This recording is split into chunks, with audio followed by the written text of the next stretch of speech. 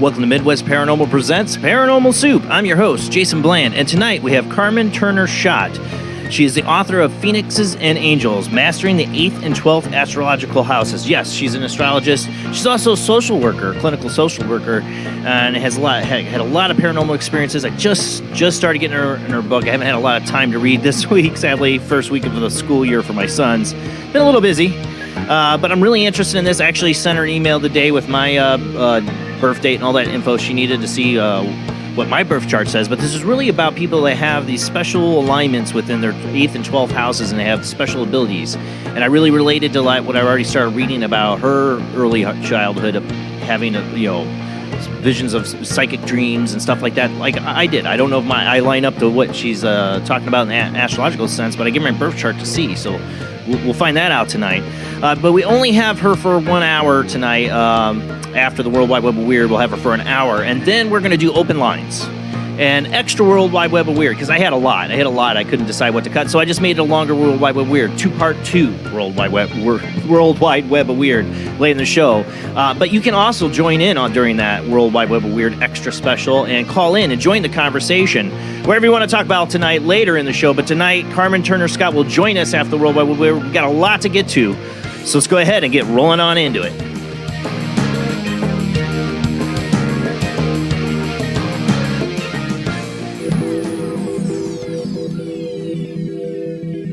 Welcome to another night of Paranormal Soup. As I said before, I'm your host, Jason Bland. Tonight's guest, Carmen Turner-Schott, if I say the last name right, will be joining us after World Wide Web of Weird for an hour, and then open lines and extra World Wide Web of Weird later. Joining me, as always, is my beautiful co-host, Jamie D. How you doing tonight, Jamie?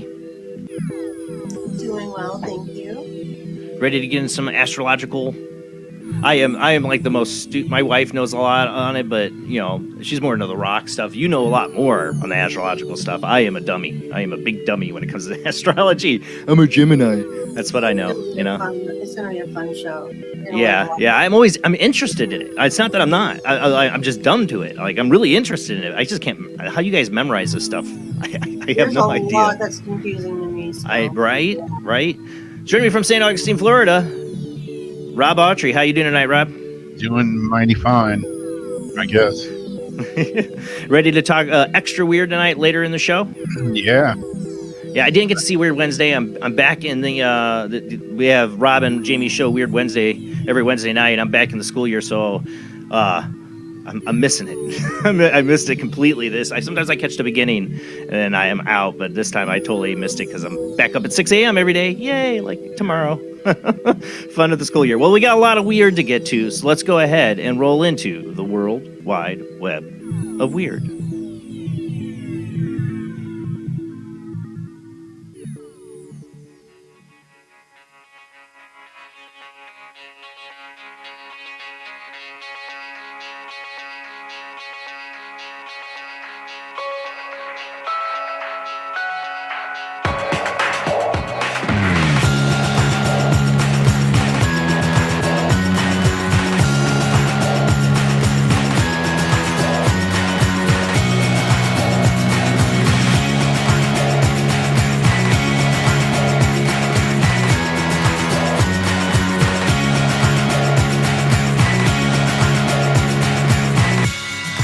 Tonight on the World Wide Web of Weird, I thought I'd start out with a Bigfoot story because, well, it is Indiana that it takes place. And you've heard me say on this show, I live in Indiana, I don't get much Bigfoot. Well, I'm in the almost northern part of Indiana. This is at the southeastern part of Indiana, way far away from me. But there are some Bigfoot in Indiana. And there's not only this, guys, really good pictures of the footprint. And this comes from Rocky Mountain Sasquatch that I love. It's a great website. You should check it out. But he also has a story from an earlier encounter in 1983. So this is kind of like two parts of the first article tonight. And it's really cool. For those listening on the Paranormal Soup radio network on the Talkstream Live Paranormal Radio app, we are a webcast streaming out live every Sunday night, 10 p.m. to 1 a.m. Central, 11 p.m. to 2 a.m. Eastern. And you can listen or come join us on Facebook, YouTube, and Twitch, where we have videos and pictures tonight. I think I only have pictures tonight, but you can just listen. I'll narrate as best as possible. All right, let me get this. Oh, nope, let me add it back to stream. There we go. So this is kind of like a two-part thing I got here with this. Is ginormous, and this is from Rocky Mountain Sasquatch Organization. If you go to rmsobigfoot.blogspot.com is their website. Ginormous Sasquatch tracked in southeast Indiana. Jeff writes RMSO on the following blog article post. A 19-inch footbook tracked near the unusual log structure Bigfoot East Log Rot just as gorillas do. That's the title there, I guess. Jeff writes on the following blog article post, 19-inch foot.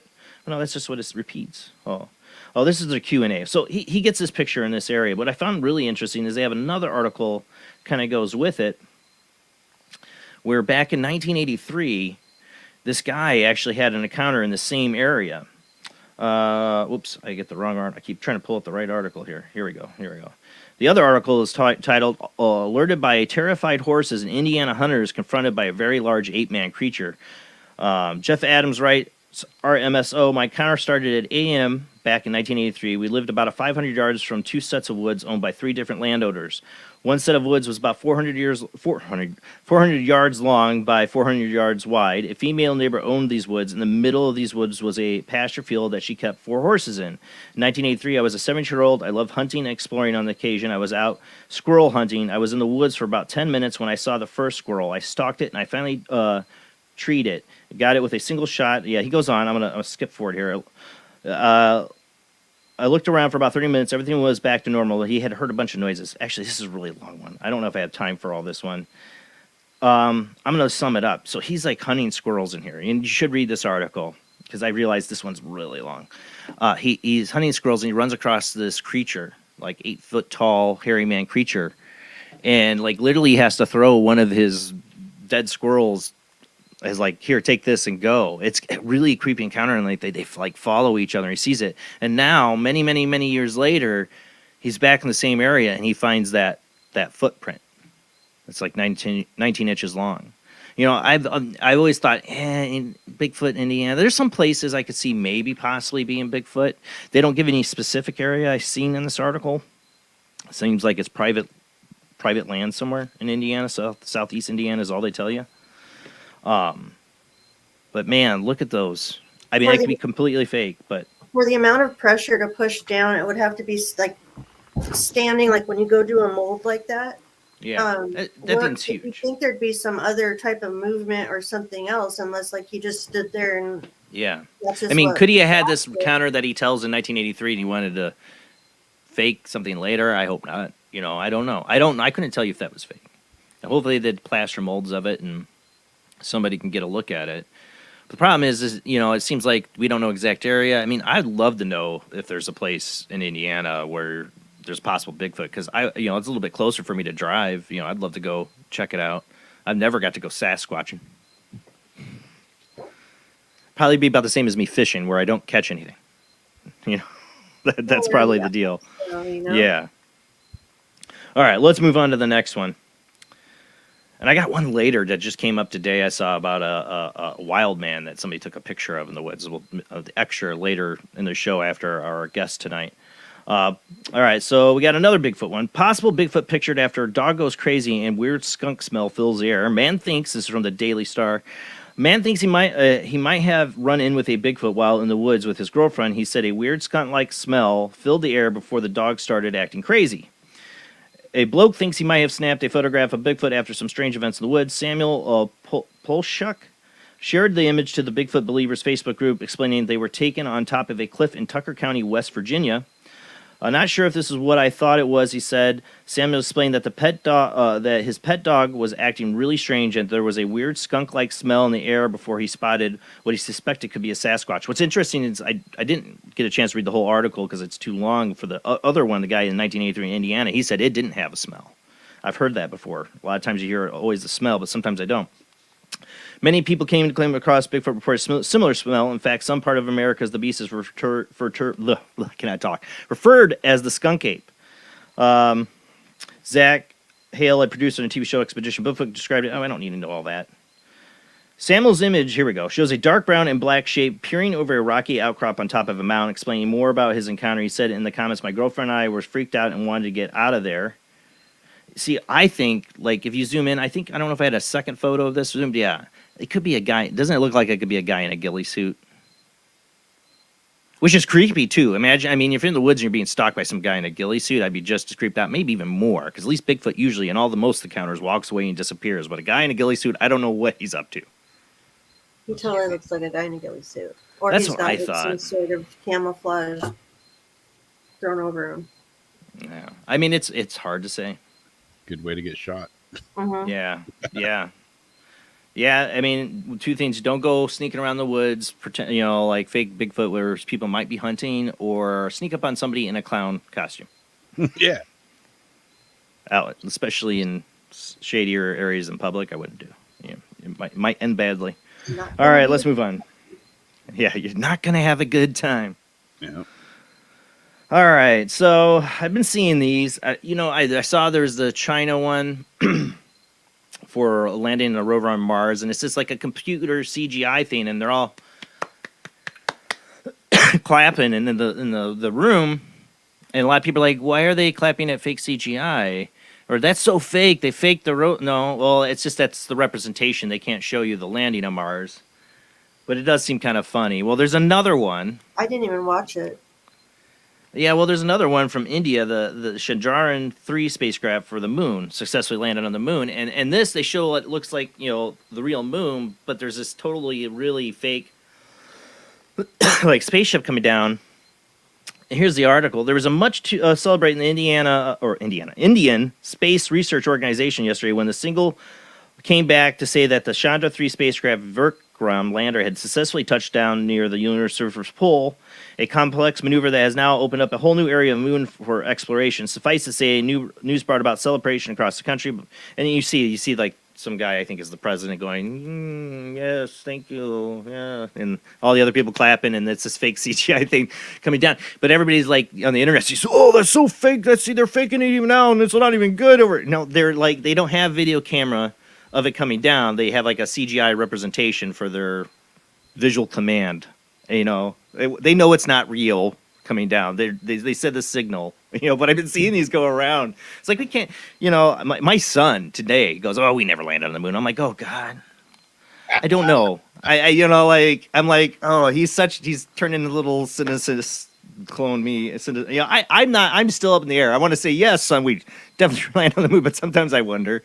I think we did. I don't know.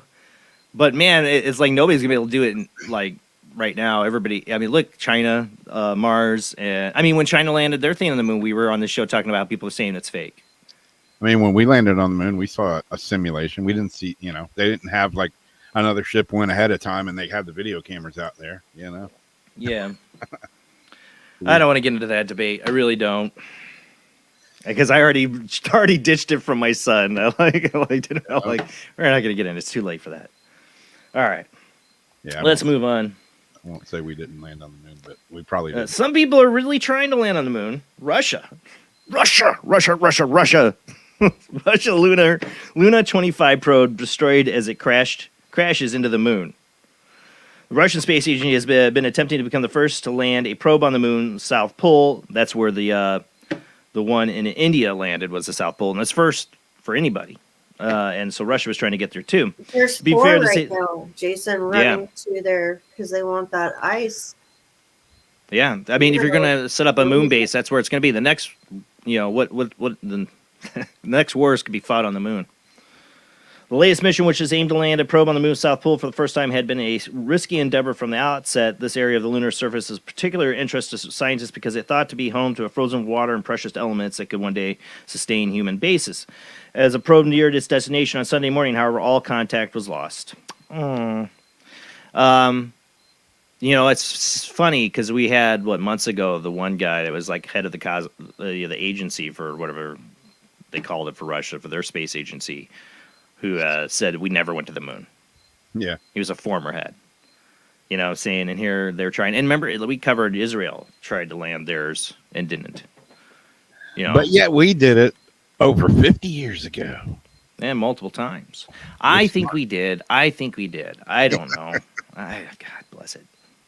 Duct tape and some baling wire. MacGyver. Hey, MacGyver could do it. There is a strong argument. It's what I said to my son that we didn't. I'd like to believe that we did. I don't know. I think we might have faked it a couple times. We went sometimes, and sometimes we faked it. Yeah. That's what I should have said. You know, I don't know. All right. What's up? Bad state of affairs when you can't believe anything your government tells you. But, well, while, you know, these other people are all trying to get back on the moon, and we're supposed to be going to Mars and all that, here's NASA. This is the next article. NASA's JPL head, Dr. A.R.E, if I said that right, on UFOs and alien life. What do you think her take's going to be here? Speaking to Fox 10, fake news, Phoenix recently, Leshin described how even as a young girl, she had been intrigued by photographs of Mars and wanted to reach out and touch, blah, blah, blah.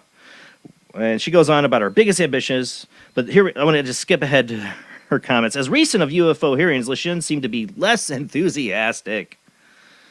Absolutely not. No, she replied when asked if she had ever seen an alien spacecraft. I mean, obviously, there's lots of interest. Our interest in the following scientific evidence, looking for life elsewhere, and think we have the chance in our lifetime to answer that question. Whether it's intelligent life, that would be very interesting, obviously. But if you look at life on Earth, it stayed very, very simple for a very long time. She goes on a single stellar. So she basically blows off the questions like, no, there's no aliens here. But you see the narrative split now happening. We have hearings. We have Congress people talking about this. We have whistleblowers coming out, but you still have like parts of the media, parts of the media, like trying to cover that, but trying to stay with like NASA's like, no, that's silly nonsense. You know, our Pentagon's like, that's silly nonsense. But there's people trying to come out and say it isn't. It's this constant like they can't figure out what's the narrative. What's the narrative here? We need more defense budget. Aliens. No, that's silly. We need to put out this narrative, and then we need an opposite narrative, and we see which one the people go with the most. I know. It's just it's so stupid. There's so much evidence too of NASA scrubbing photos of aliens, like of different craft, you know, and trying to hide the evidence over the years. I mean, we just talked. What was it last week? Them cutting the feed on the International Space Station when you had a disc like uncloak right in front of the camera.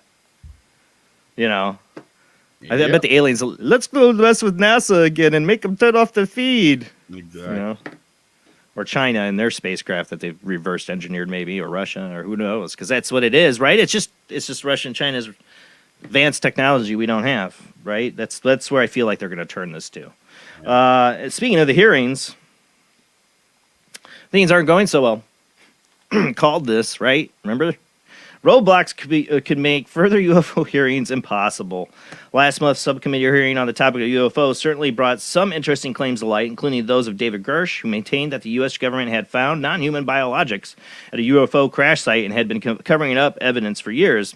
It would be unreasonable to imagine that the event might lead to a number of other hearings on the topic, but a recent event hosted by The Hill, some members of the House Oversight Committee indicated that might be impossible without a special UAP-related select committee. We need another committee. Yeah.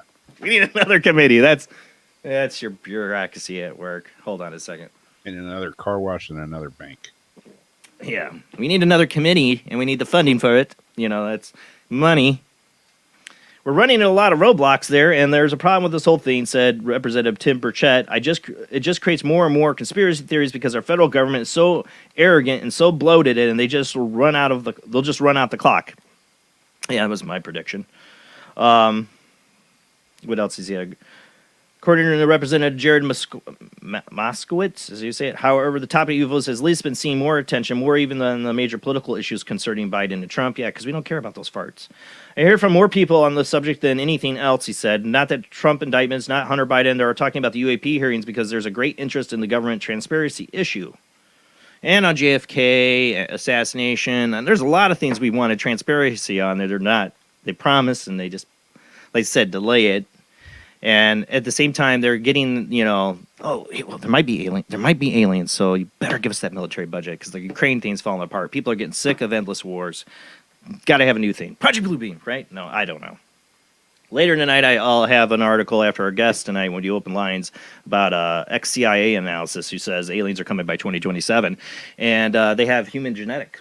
They government knows they're related to us. They're from the future. I don't know. All right, last up. And I don't like to get into politics. If you know me, you know I hate all these people. Hate's a strong word. I try to tell my kids, don't say hate. Here I am saying hate. I don't care for these people. Any of them. Not a single one. Either party. They don't care for you either. Because they don't care for you either, right? Exactly. But one that I did like back in 2008 was Dennis Kucinich. And he gets the UFO question, as Chris Christie put it. And it ruined his career. Is Tim Russert asked Dennis Kucinich about Shirley MacLaine's autobiography, where she claimed Dennis Kucinich saw this triangle craft and it telepathically communicated with him. And Tim Russert racks him over the coals for it. It took him 23 minutes to get to the question to poor Dennis. I liked him too. 23 minutes to get to him. That's a question they ask him, and that's what Chris Christie's frustration is here. With it, but he has never seen one at all, and he's a total jerk about it, of course. Subject of UFOs briefly came up during last night's, of course, several nights ago, GOP presidential primary debate by the way of somewhat surprising question proposed to former New Jersey Governor Chris Christie. The query was put forward by co-moderator Martha McCollum. I don't know. I didn't watch this stupid thing. Who began by citing the recent spike in UFO encounters. Her observation drew laughs from the debate audience. Oh, I talk about UFO. Oh, it's stupid. And their chuckles were compounded when exasperated. He's exasperated all the time. Stop eating the donuts. Chris Christie jokingly cried, I get the UFO question? Come on, man. Now you're plagiarizing Joe Biden.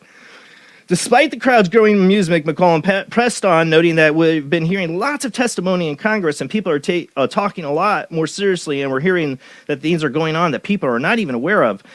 With these factors in mind, she asked, if you were president, Governor Christie, would you level with American people about the government knows about these encounters? And he goes on with some bullcrap that he would tell the truth about a lot of things we need to tell the truth, but totally laughs off the question, as per usual, and that's where we're going. See, I told you, we get the UFO hearings, they get some scare factors, some people get some military budget, and then there's some people that are not so trustworthy in our government that want their access to that information, might find a way to get into it by these UFO hearings. But in the end, we don't get any answers, and we don't get any more enlightenment on it, and they just drag it down the road longer and longer. Maybe till 2027, according to the CIA analysis, they're prepping us for something. We're not getting any answers any direct time soon. That's what I'm saying. There isn't going to be some big disclosure.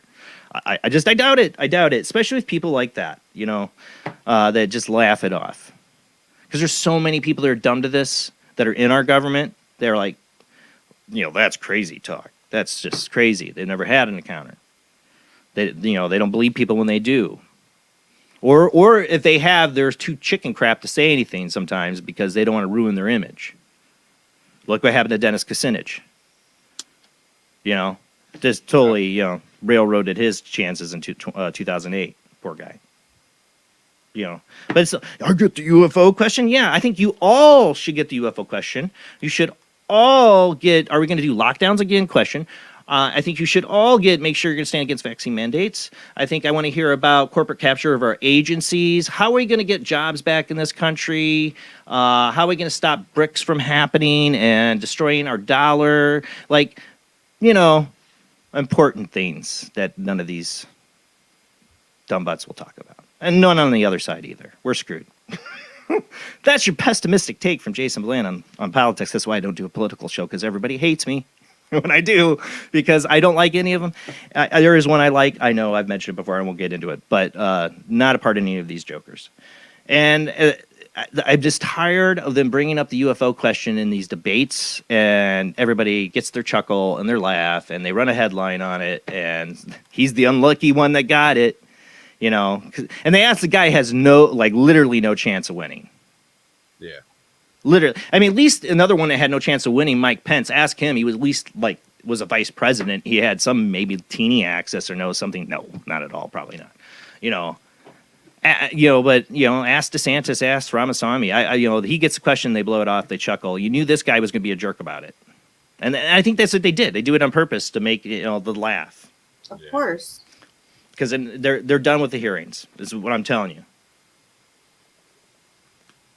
We're gonna start taking our minds to other places now, other fear factors. The military is getting their budget; they're fine. So now on to new things. Yeah. That's how I feel like that went down. I don't know. We'll see.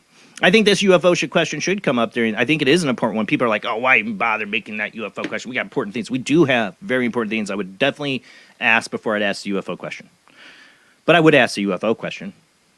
Because, again, it's about honesty and transparency from our government we haven't got. I would also ask, are you going to release the JFK files, the last 4,000 or 5,000 documents? Are we going to be done with that? Because by law, we're violating. They should have been released. Trump didn't. Biden didn't. Yeah. They should be released. That's it. Truth and transparency. Anybody want to comment on that? Any of these candidates? And I always find it funny, the ones that have said something that they would release stuff, like Carter and others have gotten to positions of power, then they shut up and they don't. Yep. What is it that they're told? I don't know. That the aliens are coming in 2027 and it's, we're going to be their food or something. I don't know. That's it for the World Wide Web of Weird. Our guest tonight is Carmen Turner-Schott. She's the author of Phoenixes and Angels, Mastering the 8th and 12th Astrological Houses. Really interested to hear from her tonight. Jamie is more knowledgeable about astrology, way more than me. I suck at it, but I'm always interested in it. I don't know how you guys remember all this stuff with astrology, but it's so fascinating. But I am like a total idiot to it. So I am totally fascinated. I started reading her book. I haven't had a lot of time. I definitely can't wait to finish it. But we'll have her on for an hour, and then later in the show, we'll have open lines. Call in, join the discussion. We have some extra World Wide Web of Weird articles later in the show tonight, too, when we open up the phone lines. But our guest tonight, Carmen Turner-Schott, when we come back from the short commercial break.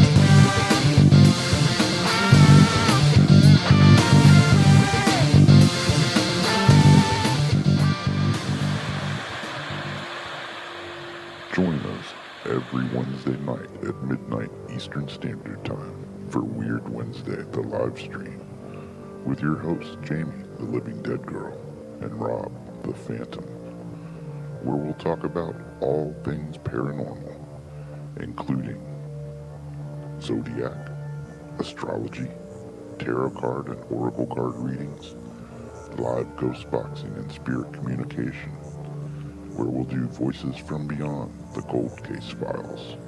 So we hope you join us live on Facebook and YouTube every Wednesday night at midnight Eastern Standard Time. We hope to see you there. Bye-bye.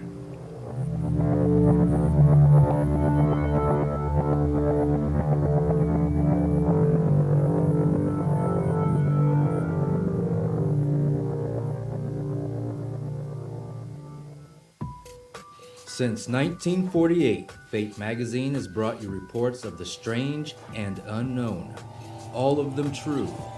Fate Radio is carrying on that tradition, bringing you the unusual, macabre, strange, and bizarre. Join host Kat Hobson Sunday nights from 8 to 10 p.m. Eastern on WBHM Digital Broadcasting.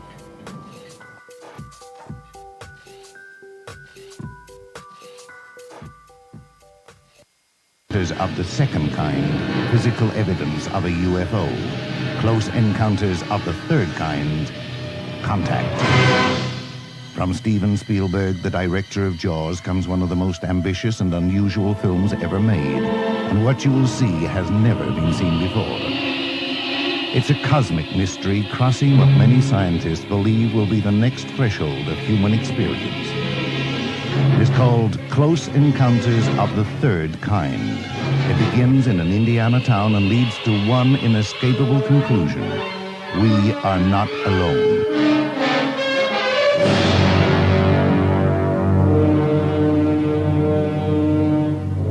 Close Encounters of the Third Kind, Certificate A, now showing at the Odeon, Leicester Square.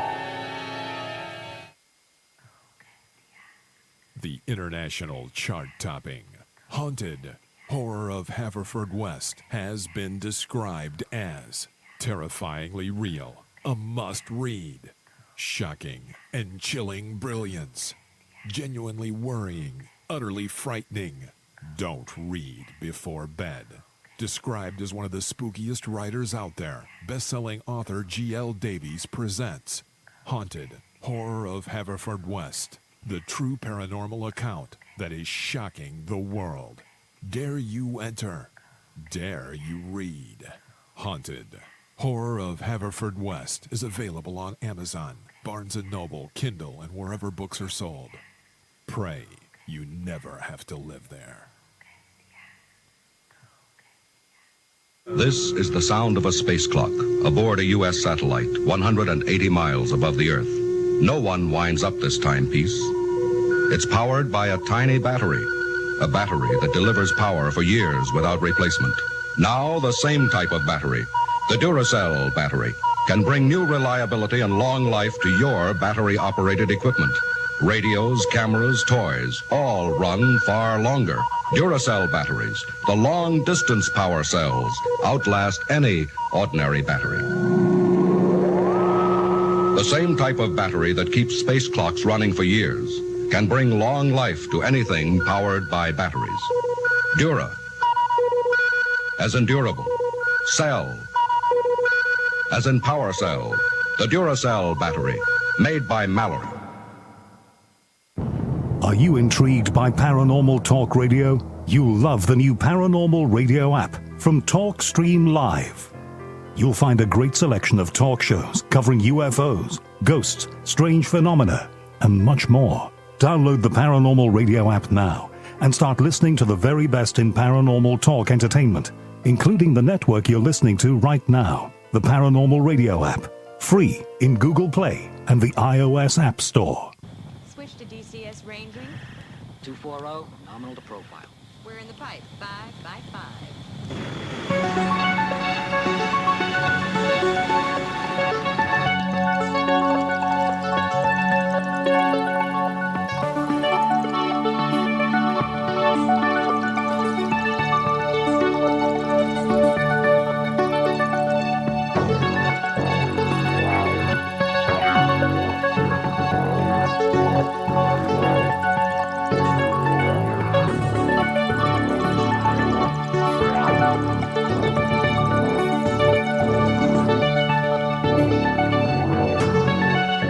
Tonight on Paranormal Soup, our guest is Carmen Turner-Schott. She's the author of Phoenixes and Angels, Mastering the 8th and 12th Astrological Houses.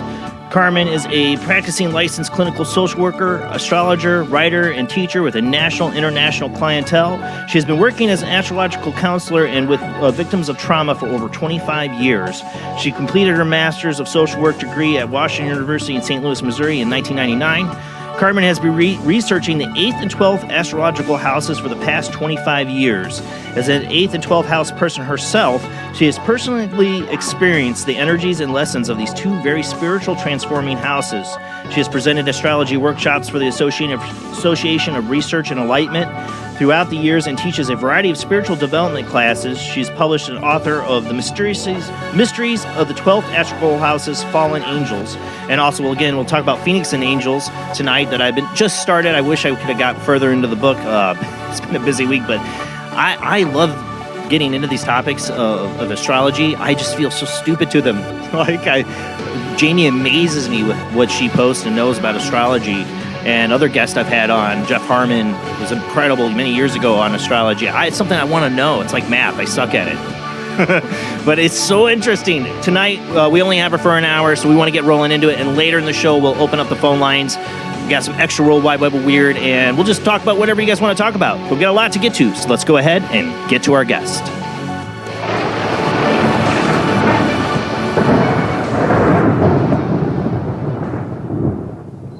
All right, let's bring Carmen up into the stream. How you doing tonight, Carmen? Hi, can you hear me? Yes. Yes. All right. Nice to meet you guys. Mercury's retrograde, so yeah. lots of technology and crazy stuff has been happening to me, man, the past week. So. Yeah, that's the fear whenever I do the show and I hear we're Mercury in retrograde. I'm like, oh. You're like, please no. Yeah. We try to roll with the punches, though. But it's an honor to have you on the show for the first time. I am sorry I really didn't get too deep into your book yet. That's okay. It's been first week of school for my kids, and I've been extremely busy. Yes. So I totally apologize. But it is something I've always been interested in. Just Jamie is my astrology person over there, to fill me in. Because I have always been dumb to it. But I'm always fascinated. It always seems so interesting. And, I'm a big fan of Big Bang Theory, but boy, they would knock on astrology and make so many jokes on it. I'm like, oh, don't, I think there's something to it, and yes.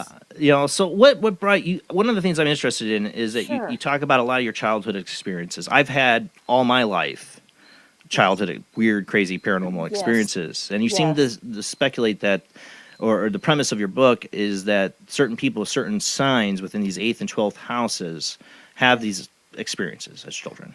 Yes. So anyone that has the sun, moon, more than a few planets in the 12th or 8th house, and anyone that has a lot of Pisces energy or Scorpio in their birth chart is going to have these mystical experiences. And so, you shared your chart with me, Jason. Yeah. And I just, took a little glance, and just at first glance, I noticed that your South Node, which is your past lifetimes, you were a Pisces. So you've mastered the 12th house stuff. Like, you're mystical. You have these unexplained experiences, these ghosts, seeing UFOs, all these things. Yeah, I've had all that. Well, not Bigfoot. I haven't had Bigfoot, but I just heard he's in Indiana recently, and I got to have that experience. Oh, wow. Cool. Well, I'm from the Midwest, too. I'm from Missouri, so, I'm in the show me state. So I used to always say, if I see it, I'll believe it. And so definitely I, was kind of like, I would say similar to you as a child where, I just kind of knew things and was intuitive and was interested in all these things that no one ever taught me. And I'm like, why am I interested in this? And I used to be afraid of the dark. I had to have a nightlight on. I was afraid of ghosts. And I'm like, where did this come from? Well, when I was 16, I woke up in the middle of the night and there was a glowing ball of light in my doorway. And it was about the size, bigger than a softball. And it was like translucent, yellow, white. And I was frozen. I tried to scream for my mother, and I laid there watching it. And I always had to have my door open and a little nightlight on across in the bathroom. And we had a small house. And my dad and brother were out of town that weekend. And this was like 1993. Okay, it was a long time ago. And I laid there for hours and watched this thing. And all I had hours. Yes, I was like all night. I just lay there, and it would float. It would go down the hall, come right back into my door sill, and all I had control of was my mind. And I remember saying, "Please don't have it come in my room," over and over again. And it never did. It never did. And eventually, I don't know how to explain this. It released me. That's the only run. And all of a sudden, were you paralyzed? Is that what you're saying? Oh yeah, I couldn't move. I had no voice. Been there, done that. Yeah, and I was terrified because it was the unknown. And now I hit myself because I wish I would have walked over to this thing, but I couldn't. But when it released me, I wish I would have got up, but I was so afraid. And I tried to yell for my mother, and finally I yelled. The words came out, "Mom!" And she's like, she heard me. I screamed, and I said, "Look in my doorway." And she always thought I was like imaginative. I would lucid dream. I would sleepwalk when I was a kid. Like, they didn't know what to do with me. I'd wake them up in the night with nightmares and all this stuff. And so my mom and dad were like, here she goes again. It's just her little imagination, right? And my mother saw it. And for the first time, she freaking believed me.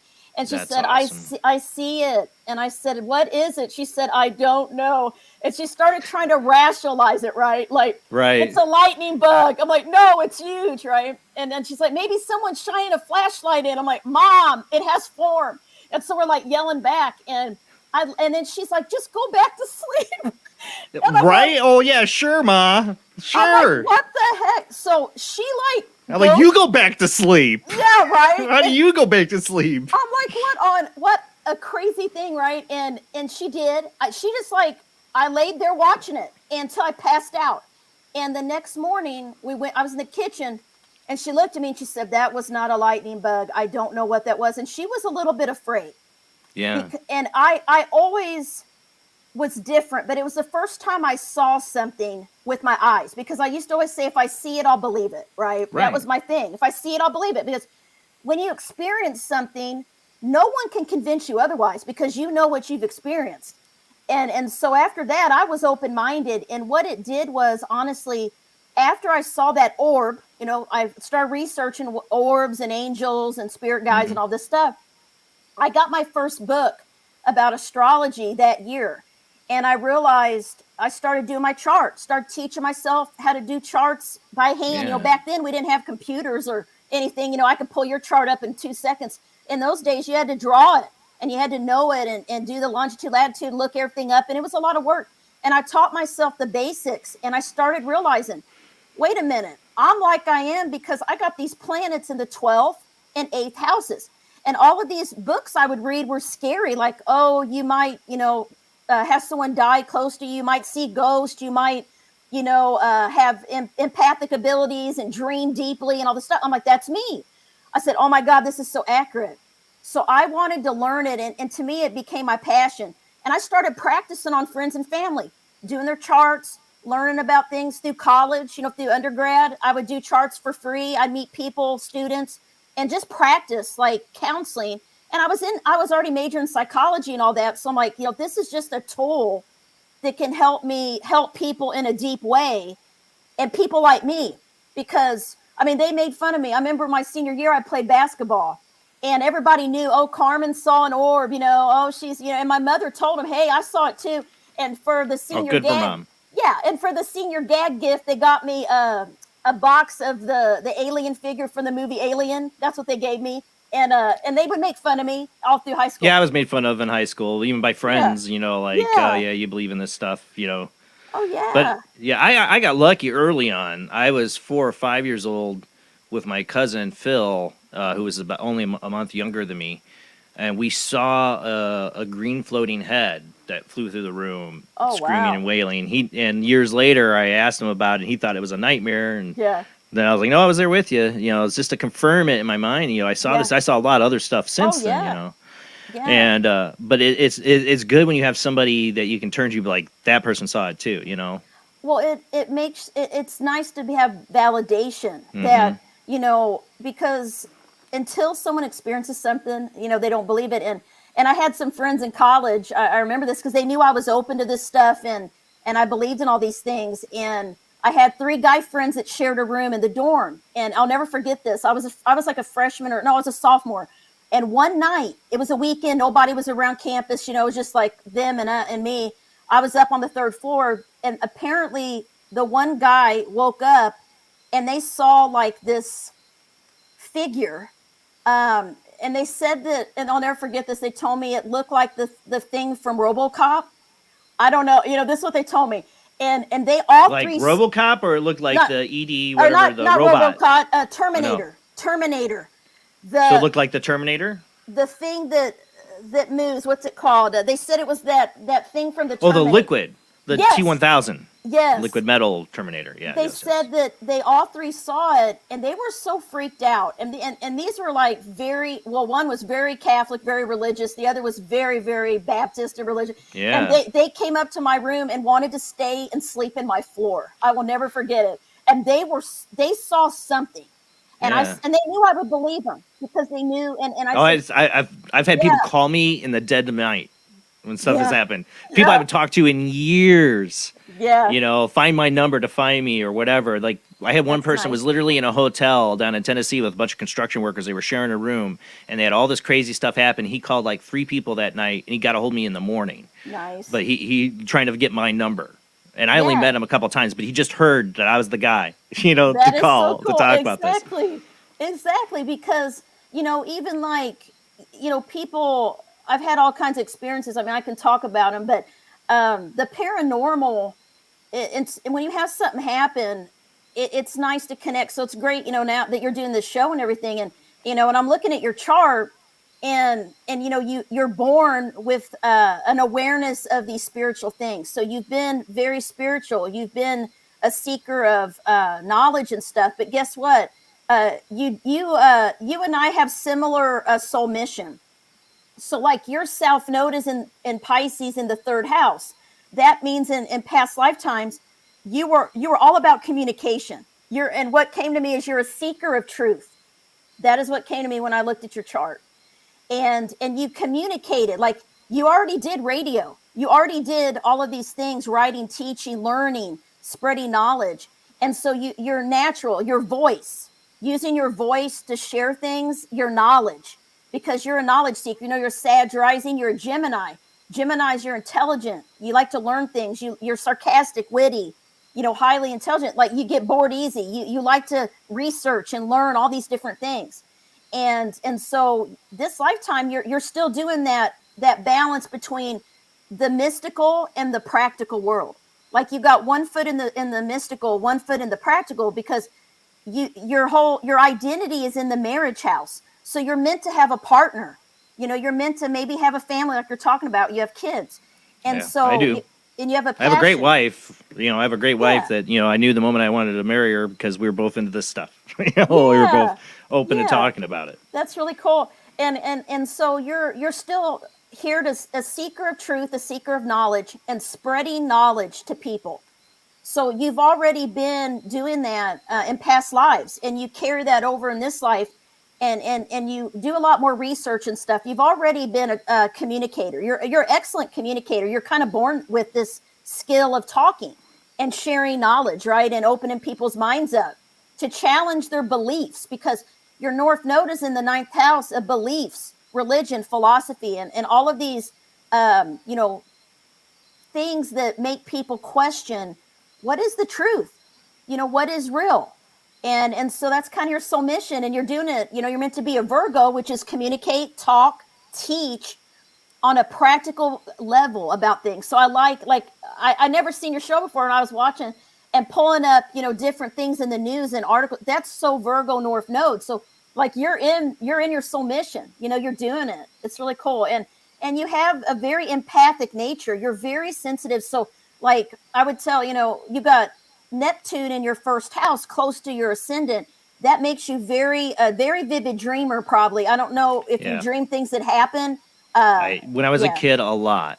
And I still do at times, but when I was a kid, I had a whole summer of just deja vu because I kept dreaming stuff before it would happen. It helped me save somebody in 6th grade that was a friend of mine who tried to kill himself. I remember when I was a little kid, knowing my mom's boyfriend was going to get in a car wreck, I wouldn't go with him because I had dreamt it. Oh, wow. Yeah. Just things like that. Or sometimes it's stupid things. I remember one of the ones that always got to me was having this dream. Me and my 2 cousins were all really close in age, would stay the night at my grandparents' house. Poor grandparents, three boys, 7 or 8 or 9, years old. All the years we spent there in those weekends. And I had this stupid dream of like my cousin Michael throwing this car into the wall, my grandfather coming in and swatting his butt, and me going, I didn't do it. The next morning, like he starts playing with the car. I said, I wouldn't do that. I wouldn't throw that into the wall. And he goes, well, I'm going to do what I want. Pretty much a Cartman moment before Cartman. It throws it into the wall, and I just backed up, walked late, and Grandpa comes to spank it. It was just something stupid like that. I'm like, I dreamt that last night. It was like instant. Most of the time I dream something, it's months later it happens. That was like the one time it happened like that. You're right. Like you can't stupid, control it. And I have the same thing. Like I'll dream about something stupid that's not like deep, but I also have dreams. I've always had dreams of the future. And it's usually about other people that are in my environment or something stupid. Like the first dream, let me tell you this, the same year I saw that orb, I had a dream about my friend, my neighbor. And in the dream, he called me He was crying, and then I go outside. He comes down the hill with a black hat, white t-shirt, and glasses on. He sits on the curb in front of my parents' house and tells me that his parents are getting divorced. I said, and then I dreamed this whole thing, right? And I thought nothing of it. I went to school, did my thing. That next night, the night I woke up from the dream, my phone rang. It was him. The whole thing happened just as I dreamed it.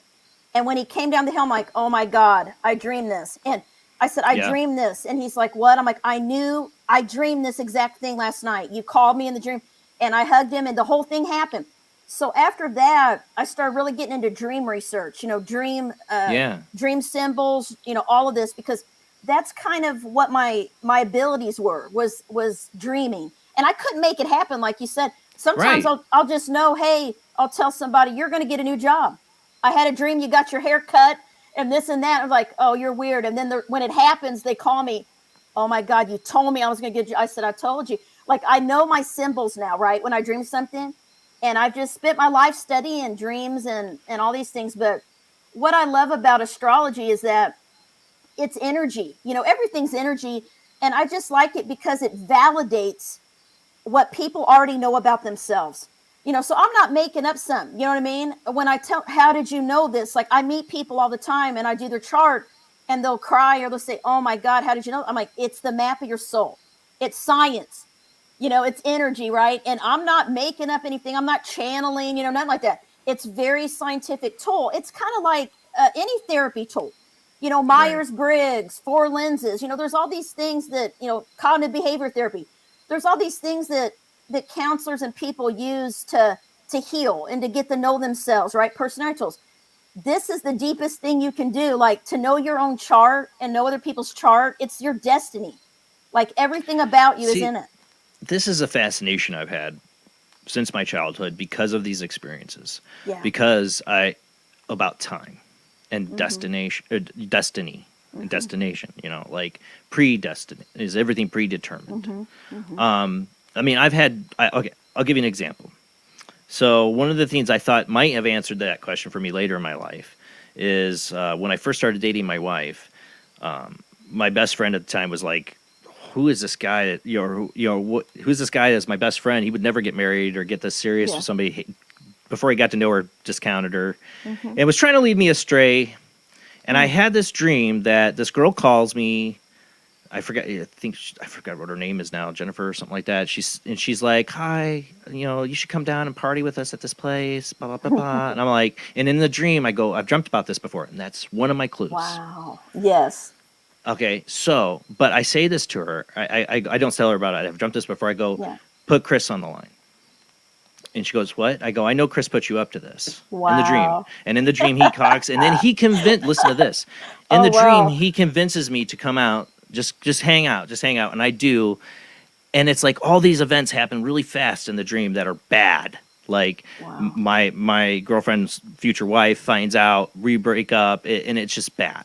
Oh, wow. So weeks later, I think it's probably 3 or 4 weeks later, I get a phone call. As soon as I hear the voice, I know.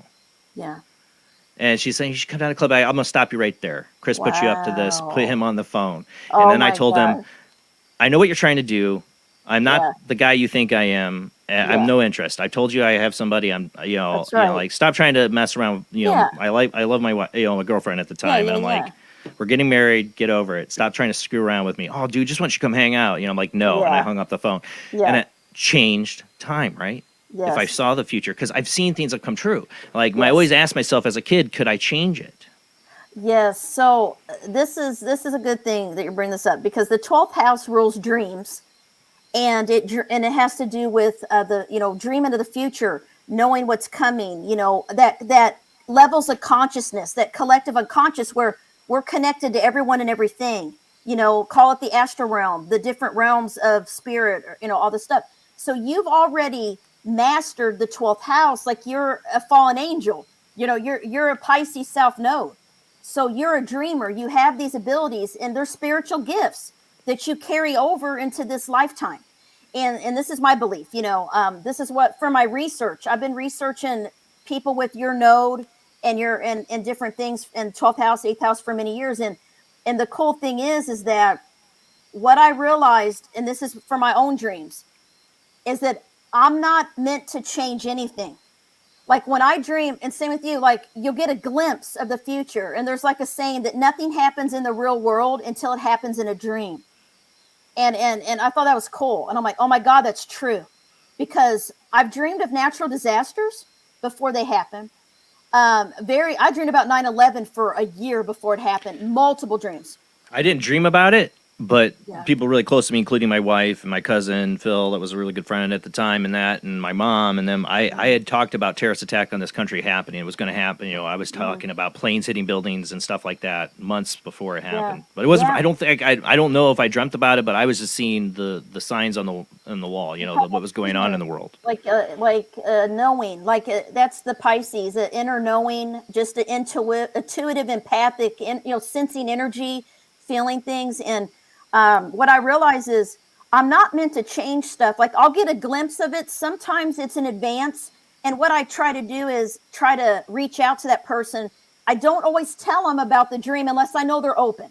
Like if I know they're into this stuff and they're open, I'm like, hey, I had a dream about you, man. They're like, what is it? You know, and a lot of people now that know me, they listen to me and they're like, Carmen, did you dream? If you dream about me, tell me. That's what they'll tell me. And even if they're not really believers, or really into this, but people are starting to get more open because I've told them dreams and they've seen me be right about little things, like stupid things, like you said, little things. Yeah. Like I'll say, hey, I had a dream. So-and-so is going to be leaving. They're getting a new job. I'd say, and then it would happen. But I also dream about people that might be in trouble. Like they're struggling, like you said, like and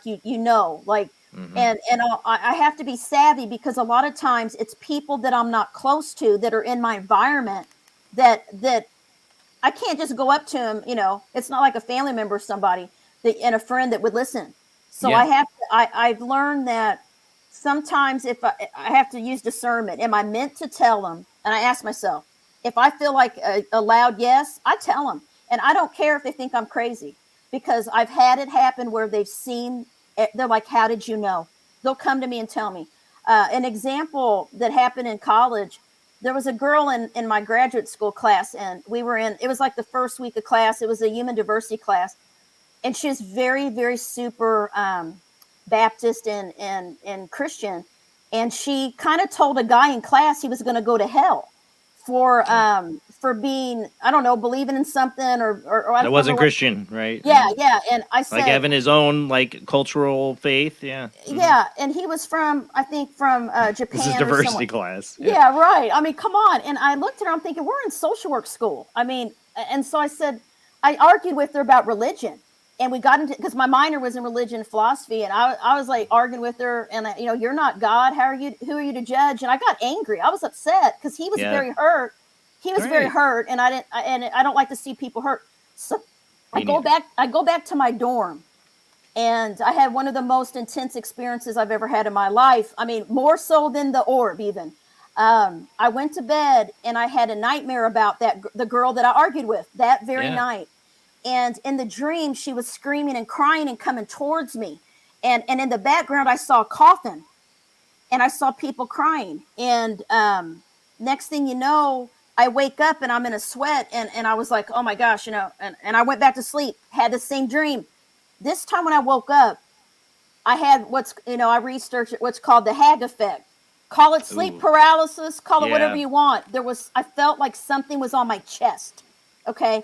Yeah. I could not move. I could not breathe. I was like, and I just scream and I jump up and I felt someone there. I know it sounds crazy.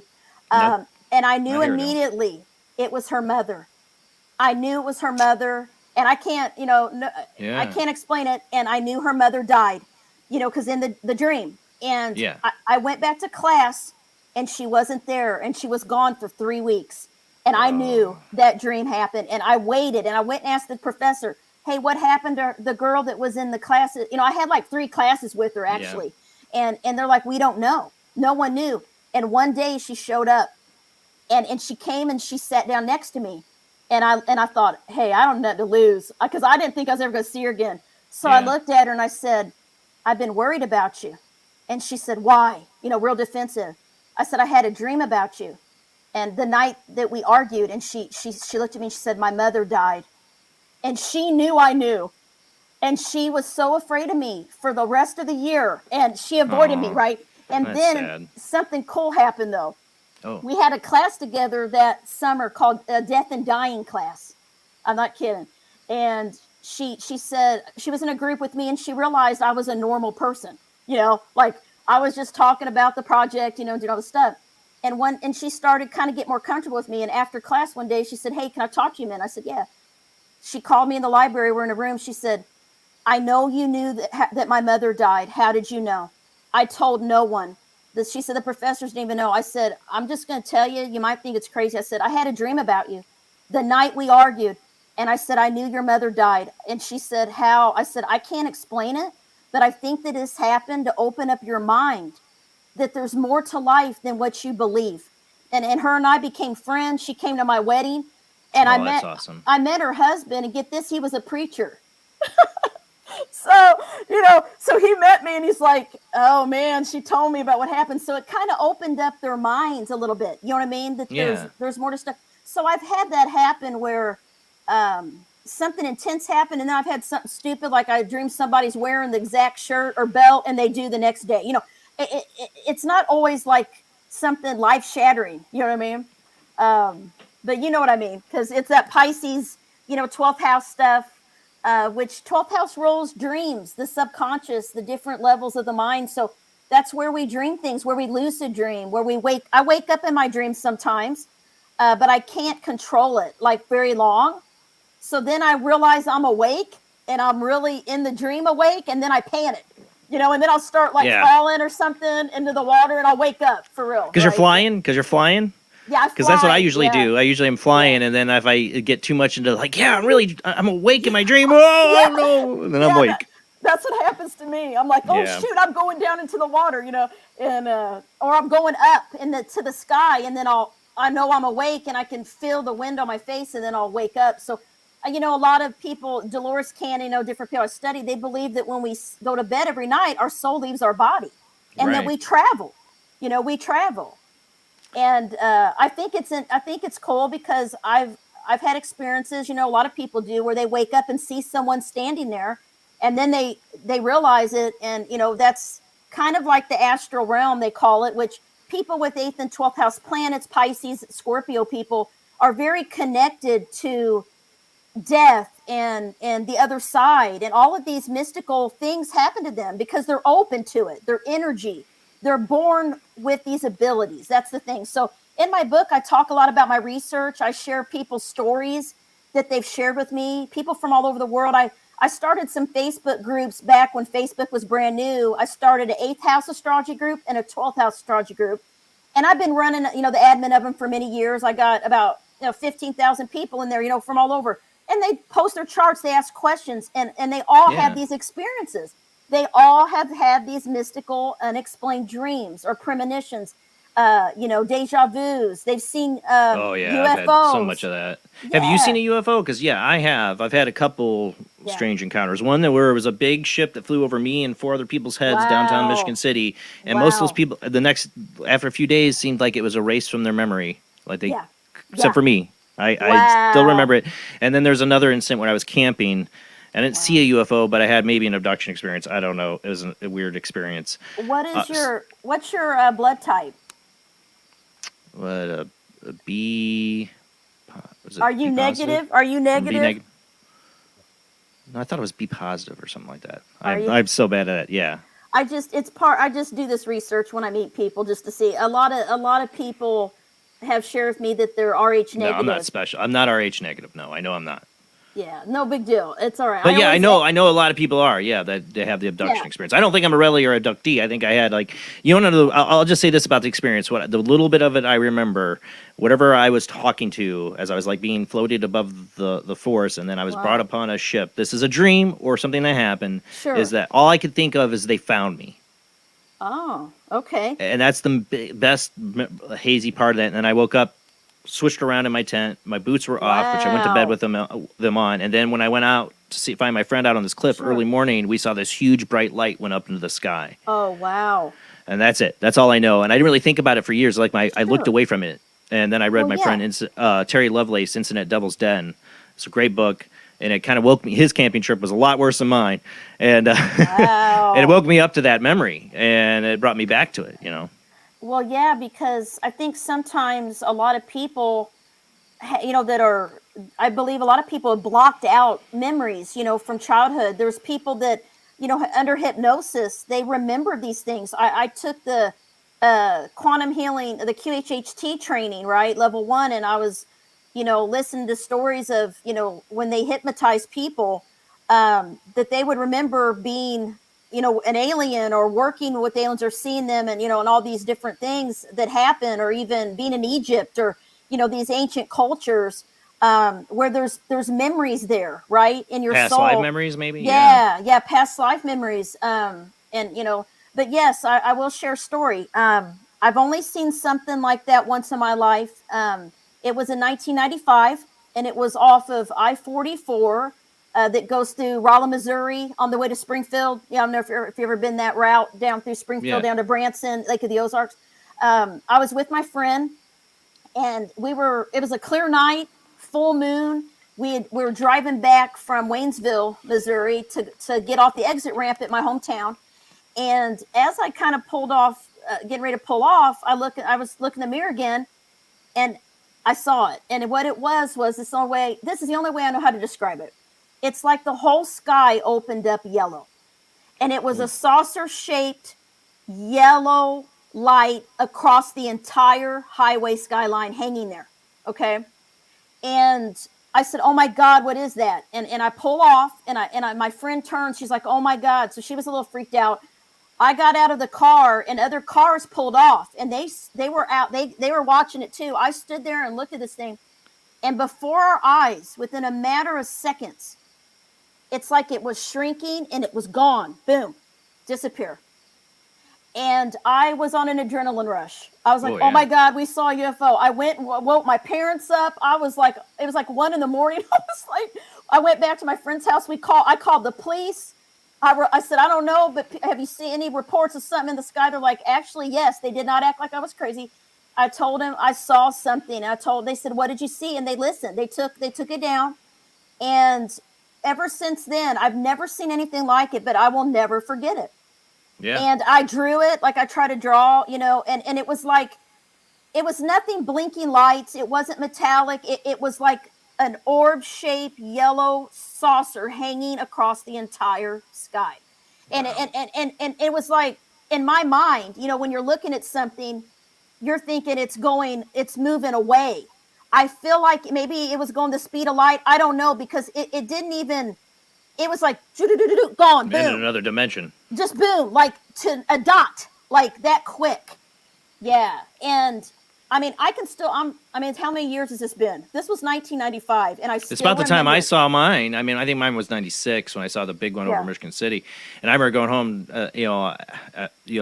saying I saw something weird, and then there was like a report in the newspaper. I think my parents or somebody had shown, they saw lights over the lake, around the same time in Michigan City. There was like this wave of like seeing lights, but I'm like, this was more than just a light. I didn't see a light at all in this scene. It was a big rectangular pillar that went over me and these other four people's heads. Just like, it was like the scene out of Star Wars. I just suddenly had this like weird buzzing in my head feeling. Wow. And I just looked up, and we all did. I remember all of us looking up, and none of us said a word. And this thing just went right overhead silently downtown Michigan City and just left in the distance. Wow. And it was huge. It was huge. It was like the scene, the Star Destroyer coming over your head in Star Wars. Yeah, I used to always, read about this stuff, right? Like, I'd read about, I read Ridley Stryber, Communion. I, watched the movie of Fire in the Sky, and I didn't sleep for 2 weeks, man. I was so terrified. And I'm like, man, they all passed lie detector tests, right? I mean, they thought they murdered the guy. He was, I know. The whole thing, it's so sad though that even, Phoenix, I was just getting ready to say that, someone in the chat, seeing the stuff in Phoenix on the news. The Phoenix Lights, yeah. I mean, it was amazing. And so, I think that, I know that people with 8th and 12th house planets and people with Pisces, Scorpio, a lot of them have seen things like this that they can't explain in the sky, lights in the sky, or, I call it orbs. So I ended up going to a class at the Edgar Cayce Foundation out in Virginia Beach when I lived in Virginia. And I took a class called, it was like UFOs, orbs, and something. And I went in person, and there was all these researchers, they had their books and all this. And they were talking, and I got freaked out because there was a guy that showed a video about orbs. And he talked about that people that had experiences with orbs, which I did, when I was 16. Yeah. That they started having enhanced abilities. Like more things happen to them, intuition, whatever you want to call it, all that stuff. And so I think that, some of these, I think in ancient cultures, there's just a lot that's been hidden from us. There's a lot that's, even with Christianity, things that, Jesus taught. There's a lot of things that we don't see all the books that were written at that time. And then, look at all the ancient societies. Look at what they built, what they did. Where did they go? I mean, they know some of these civilizations, they just disappeared. I mean, there's, that's why stuff they find under the ocean that they, civilizations, they don't know who they were. They were just buried by the ocean. Well, there's theories that a lot of these things they're connected to the water. I was just watching an old Unsolved Mysteries this weekend on Netflix, and it was, I think, like 1999 or something. And the weather, the guy, he was working at the weather station, Lake Michigan, and everybody saw these lights, and the whole show was about multiple witnesses. I'm like, wow, so, and then I joined and I'm always open-minded. So I joined this MUFON lecture recently, the Missouri UFO Association, whatever. There was an astrologer, and she's very popular. I didn't even know who she was, and I was so happy I found her. She has done astrological research. I mean, she's like very smart, like way above my head on all these UAPs, and she has connected astrological events and different transits of the outer planets like Pluto, Neptune, Saturn with these UFO sightings. She has all this astrology research about this stuff, man. And so can she predict them? That is what she's trying to do. Yes, because now that she has all this research, now they know when to look for certain things, and you need to know where and when to look. Yeah, and she talked about. That's interesting. Yeah, it was amazing. What do you know? What's her name? I'll send it to you. I'll email please. you. She would be cool to have on your show, man. Because she's a scientist. She's a scientist. And she's astrologer. The proof will be in the pudding. If she can predict and tell, hey, everybody, come here, this time, UFO's going to appear. Yes. She was the first. That's the first time I learned. This is recent that there was a UFO crash in Cape Girardeau, Missouri. Yeah, we had a guest on who wrote the book on that. Paul Blake Smith. Yeah, she talked about that and what was going on astrologically. 1941. You can look at these things. So I'll send you her link. She's got a website, and I get research articles from her. I'll send it to you, and it's all connecting astrology with these sightings. It's really interesting, and she really gets into the science of astrology and the ecliptic and the energies and everything. It's a lot more advanced, stuff that she's into, but it's really cool. And so I'm open-minded. I love to learn, and I love to research, and just read things and learn people's experiences and I'm reading the book now, UFO of God. That book by was it Bledsoe? Was that his last name?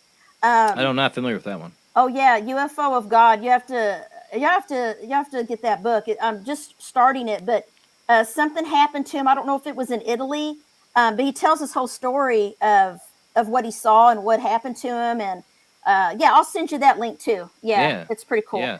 But all of this is 8th house, 12th house talk. So whenever I get on these shows, when I'll pull up the host, I'm like, hey, what's your birth chart? And I'm like, oh yeah, this is why you're into the paranormal. This is why you're into the supernatural. So there's certain house charts that just show for people who never see these things. They have no interest in it because I'm like, as a kid, I'd be like, why isn't everybody interested in all this stuff? I know. Is that astrological for disinterest? Yeah, yes. I mean, I always know people of like mind, like we find each other. Like it's like, like I've met people and as soon as I see them, I just have a feeling about them. And then when I get to know them, they're like us, right? They believe in these things, and then we just click. And but other people, I know that I can't really share it with them. Yeah. Well, that's always found it funny. Like, Art Bell has always been like a role model yeah. for me for doing this show, and George Norrie, and they're both Geminis. Oh, I know. It's like a Gemini thing. Hey, guess I was on the Coast to Coast with George Norrie a couple in July. Oh yeah. It was crazy, and it was just a last minute deal, and it was crazy. Let me just say, but it was awesome because I love, he has a house in St. Louis, Missouri. Yeah, he's from Missouri. Yeah, so we kind of connected on that. But I was talking about this book with him on Phoenixes and Angels. Yeah. Yeah. Oh, and that'd be interested in Cape Girardeau too. Yeah. Yeah. Rush Limbaugh is from there, from Cape Girardeau and all I didn't that. know Mentioned that. He mentioned once somebody asked him about that UFO crash, and he acknowledged people in the town knowing about it. Paul Blake Smith wrote a book on it because he's from there. He's from Cape really Girardeau. Cool. Yeah. And you should read it. It's about the 1941 crash. Yeah. Pre-Roswell. This is like, but it's a really interesting story. There's other crashes that are pre, but it'd be interesting if this lady could predict. Yeah. Where the next, we covered the Peru thing. I don't know if you've seen that recently with the people in the Peru village seeing these 8-9 foot tall beings flying up into the air, and there's the Las Vegas incident. Like, we got more disclosure and stuff happening. I'm going to talk tonight later about the CIA analysis saying they're coming back by 2027. Oh wow. Alien invasion, I don't know, but it seems like there's, besides the talk about UFOs, there seems to be these encounters starting to happen again. Well, I think in my opinion, some of it is astrological because, we have Pluto, the planet Pluto, which is a planet of transformation, cataclysmic change, death, rebirth, breaking away old beliefs and changing your belief system, moving into the sign of Aquarius, which is Aquarius rules the sky. Aquarius rules astrology, space travel, technology. All of these things, right? And I think it's interesting that there's more things people are opening up or seeing things more. And I think when Pluto moves into Aquarius, it hasn't been in Aquarius since the 1800s. It kind of went in there last year, then it moved back into Capricorn, and it's going to move in there for good this coming year. And I tell you, it's going to be a lot of changes going on. And I think Aquarius rules air, the sky, all these things. So I think that this whole household of 4 people are all air signs. Yeah, air, right? And air signs are, intellectual and they like to open-minded. I find that air signs are very open-minded and more, I don't want to say scientific, but they're more, it could be more skeptic, could be more as someone said here, the dawning of Aquarius, exactly. Aquarius is gonna, what Aquarius energy does? Think about it. Like Pluto's been in Capricorn, which is all about tradition. It's all about what we were told to believe. It's all about what. Obviously, that's a lot that's happening. A lot of that's breaking down now. Exactly. So Pluto is destruction. So it's starting it's going to move into Aquarius, which is going to be about awakening and changing belief structures, like complete unexpected, like pull the rug out, boom. You have to believe and see things in a totally different way. We get the JFK files, the alien bodies and reverse engineering programs, Epstein list. All that stuff's going to come to light because it seems like it keeps, we're getting some truth. No, you're not. No, you're getting some truth. No, you're not. That's what we've been liking, this back and forth. It's all going to be exposed because Pluto exposes secrets. Pluto rules the 8th house. So it's all about hidden secret things, and it exposes them to the light. That's what Pluto does. It brings secrets to the surface. You think? So, yeah. They talk about they or the secret government or weird, these occult secret societies. You think they might have some knowledge of the astrological, like, in our astrological chart here, all of our all of our lies, all the stuff we've been doing all these years, that's coming up, going to be revealed. Well, well, they say, the Pope has his own astrologer, and the largest astrological library in the world is at the Vatican. And there's a book. You may have heard of the book. It's called, it's by, what's his name? Ovelson. It's the DC Zodiacs. Have you ever heard about the DC Zodiacs? Well, pretty much the whole city of Washington, D.C. Oh, that I know, yeah. Yeah, it's built on astrology. and there's hidden zodiacs. I think there's 28 hidden zodiacs is what I remember. I read the book a while back. Hidden within the monuments of DC. So like the Masons, because the people that founded, our founding fathers were Masons, which Masons study astrology and all these things, right? And so I think it's pretty cool because you can go and see all these secret zodiacs, which you can find them through churches all over the world. Astrology symbols are in ancient churches and Catholic churches, and it's in the Bible. Astrology is in the Bible, and so there's all these things that I've always researched. But I think with anything, I try to use it to help people. But it is very powerful. A lot of people don't want to share their astrology chart because, some people are because it is very vulnerable, being vulnerable because you're showing your soul, your true nature. And I always share my chart, even when I do classes, because a lot of people are like, I don't trust an astrologer if they don't share their chart. People really, really big into that. So I always share my chart, and, I'm not hiding it. And so I think that, my thing is, I'm here. I want to teach astrology on a basic level so anybody can understand it and use it in a basic way.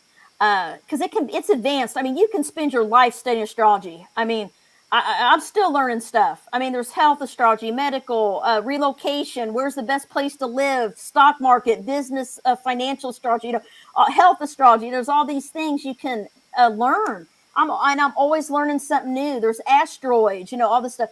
So it's a lifelong study for me, and to me, it was the one thing that explained why I had my mystical experiences. That is why I've stuck with it all these years, because it validated what happened to me when I was, in high school. Yep. That's so important to have something that, I mean, I guess as a, being a clinical social worker, you use this in your practice in some sense, like, that it would help. I mean, to get to know who you're, kind of talking to.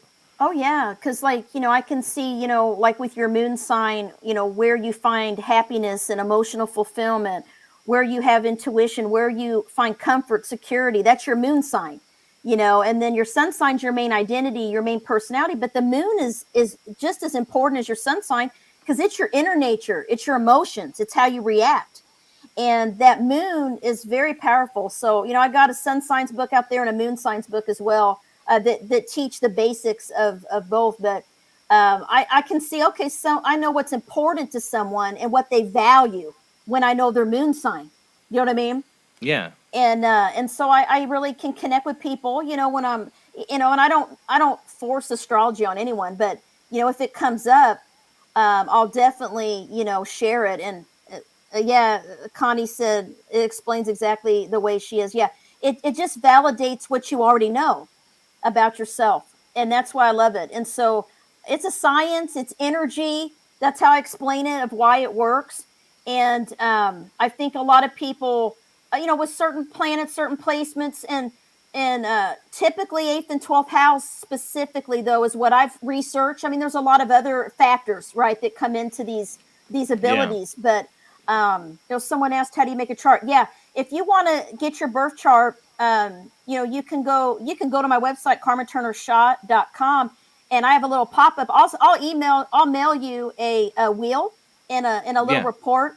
And you can also go to astro.com, and what you need to have your birth chart done is your month, date, and year of birth, your exact time of birth, AM or PM, and your city, state, country of birth.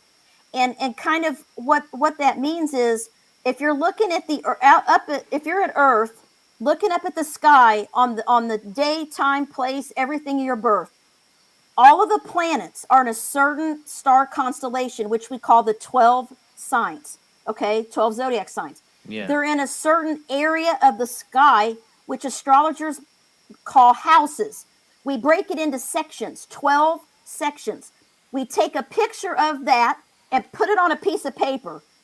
That's the basic way I explain it. That's your birth chart, the map of your soul.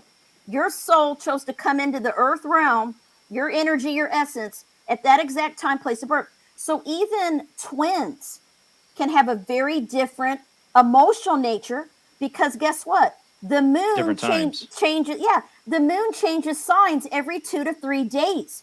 So if you could be on like the cusp where one twin is born 5 hours apart, they could have completely different emotional natures. And I met twins like that. I'm like, you guys have different moon signs. Even though a lot of the chart is going to be very identical, with twins, there's still subtle differences. And so I've been researching that, seeing that, and it's amazing. So the chart can't lie. I have skeptics, that have tested me, and they're like, listen, I don't know. I never believed in it until you did my chart. And man, you knew me, like you knew something about me that no one knew. So it just kind of validates. And they asked me, well, why do you use this? And I said, I feel like it gives me hope that there's a purpose, like a destiny. And I believe there's a destiny. I believe some things we can't change because it's meant to happen. I've seen it, and when we dream things, it happens, right? We don't prevent it. It's already manifesting. So I gave you an example where I feel like I did, though. Like the thing. I feel like I always go by the Star Wars, the idea Yoda always had said in Star Wars that the future's always in motion. So there was emotion, there's certain, You were able to, I think there's times where when you dream of someone and there's something wrong, you might be able to reach out and help them. I do believe that. I've heard many stories. But when I've dreamed about someone dying, which I have often, dreamed like about pre-planned. Both my grandmothers came to me in my dream, and when I woke up, I knew. And one grandmother passed away the very next day in her sleep, and there was nothing wrong with her. And I told my dad, something, you need to call her. So I had a weird dream, right? And so some things, I realized, I just get a glimpse of it, and it's like it prepares you. And then other things in the chart, people always ask me, can I prevent something? Absolutely. Because you have free will and choice to an extent. So I can tell you, okay, you're prone to attracting unhealthy partners. Okay, I can tell someone if I see that in their chart. So if I catch them early enough, I can say, hey, be careful what kind of relationships you get in, right? Just be a little bit more realistic, not as idealistic, right? I can give tips to help people maybe prevent going through a lot of pain, right? But often they have to go through these things because it's their chart. They're here to learn these lessons, right? And so, but there's some things I do believe I can lessen that. I guess bring awareness to it, right? Open their mind a little bit to think about it. Like, hey, I need to. And so parents call me. I do a lot of, teenagers. I've even had some people lately want me to do their child's chart because. I'd be interested in my 7-year-old because we're having issues, and there's some stuff that's gone on with him. I saw him many years before he was born. A translucent boy walked my way. I knew it was him. That's a long story. And we're at our commercial break, and I know we only had you for the hour tonight. I want to thank you so much for being on the show. I would love to get you back on. I'm looking forward to the links and finishing your book too. Phoenixes and Angels, guys, check it out. Of course, you can get it at what's your website again to get for everybody? CarmenTurner-Schott.com. You can go to my books page, and I have all the books, and then you can go to the links to get those books, and Amazon, Barnes & Noble, and you can get them through all those online sites. Awesome. Thank you, Carmen. We're going to go to commercial break, guys. Love to get you back on the show again, Carmen. It's been an honor having you on. Thank you. We're going to open up the phone lines when you come back, and you can join the conversation. We're going to have extended World Wide Web of Weird. We're going to have some extra articles tonight. So I had a lot of different stuff I had to pick. So I'm like, we'll just do an extra World Wide Web of Weird tonight. And take your phone calls. Join the conversation when we come back from the short commercial break.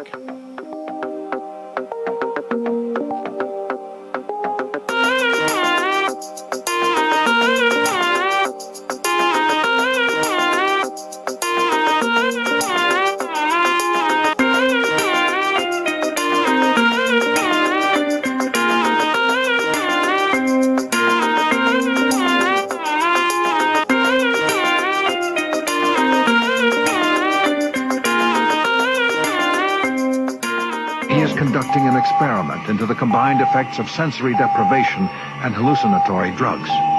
The subject of the experiment is himself, and the experiment is out of control. Ken Russell's Altered States, a film that must not be missed, is in the West End now. Altered States, Certificate X. Do you wish for more paranormal and spiritual content, the Paranormal Chronicles magazine is a free digital magazine crammed with the very best in paranormal and spiritual articles and features. No sign-up, no subscription, just free reading and knowledge for you. Read today at www.paranormalchronicles.com/magazine.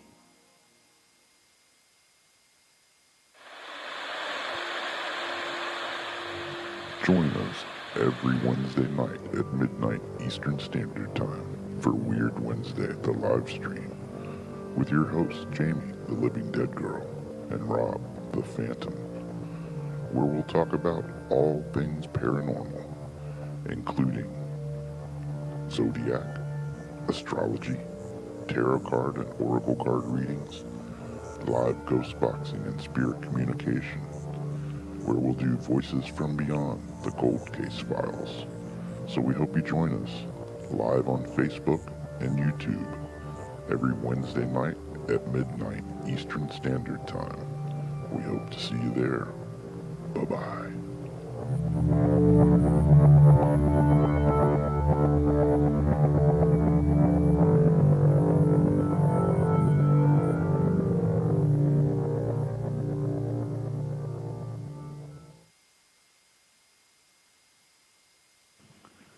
Paranation Magazine is a new paranormal magazine based out of Denver, Colorado.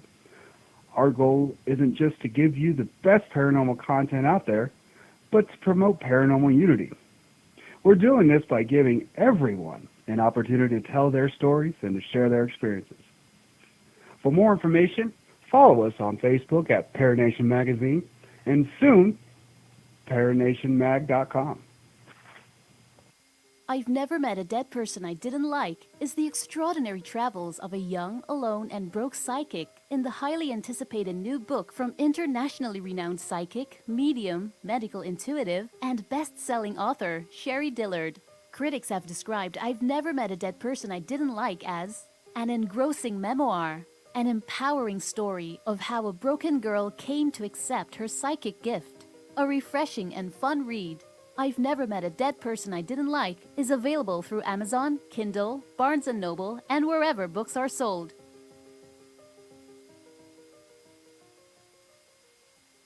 Wrote Spirits of the Dead with a pen dipped in warm blood.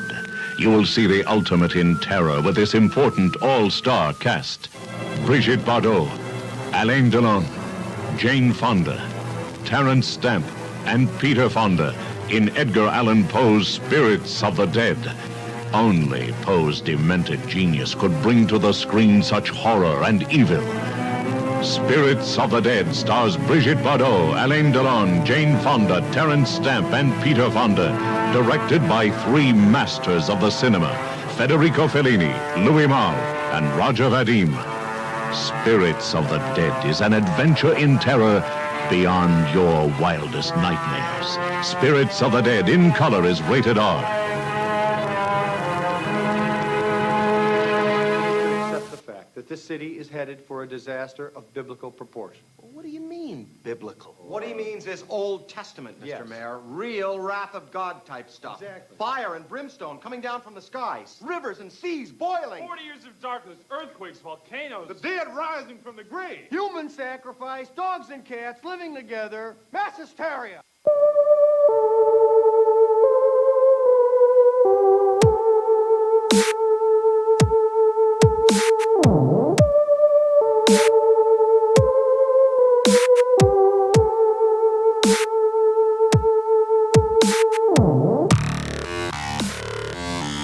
You're listening to Paranormal Soup, bringing you the weird every Sunday night.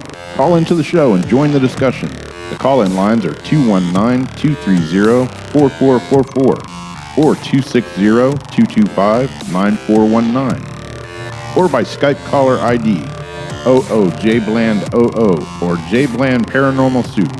And now to your host, Jason Bland. Tonight, it is open lines now. We had our great guest for the first hour, Carmen Turner-Schott. Definitely can't wait to finish reading Phoenixes and Angels. Also, previous guests I want to mention, we had Tiffany Warner on from Soul Stories as her YouTube channel. She's got a new one up that's really interesting. You should go check out on her YouTube channel now. Let's give a shout out to her. But the phone lines are now open. Let me make sure they're open. Now they are open. You can call in, join the conversation. We're going to do some extra World Wide Web of weird because, man, cats and dogs living together, hell, fire, brimstone of the sky, at least for poor people in Hawaii. The world's been going nuts and crazy, and I got plenty of weird articles to go along with it. So we got extra World Wide Web of weird, open phone lines. Let's go ahead and get rolling on into it.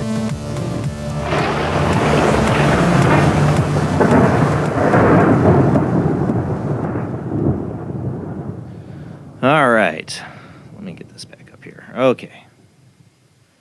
Hopefully get Jamie and Rob back. Leave that. Oh, I would have moved that until... There we go. Hopefully Jamie and Rob are back here. Because I got some extra World Wide Web of weird stuff. Hopefully Rob can pull up here. It's been a lot. We got going on in the chat room. Phone lines are now open. Call in. Let me get the banner rolling. There we go. 219-230-4444, 260-225-9419. Skype IDs oojblandoo or jblandparanormalsoup. Those are the ways to call in.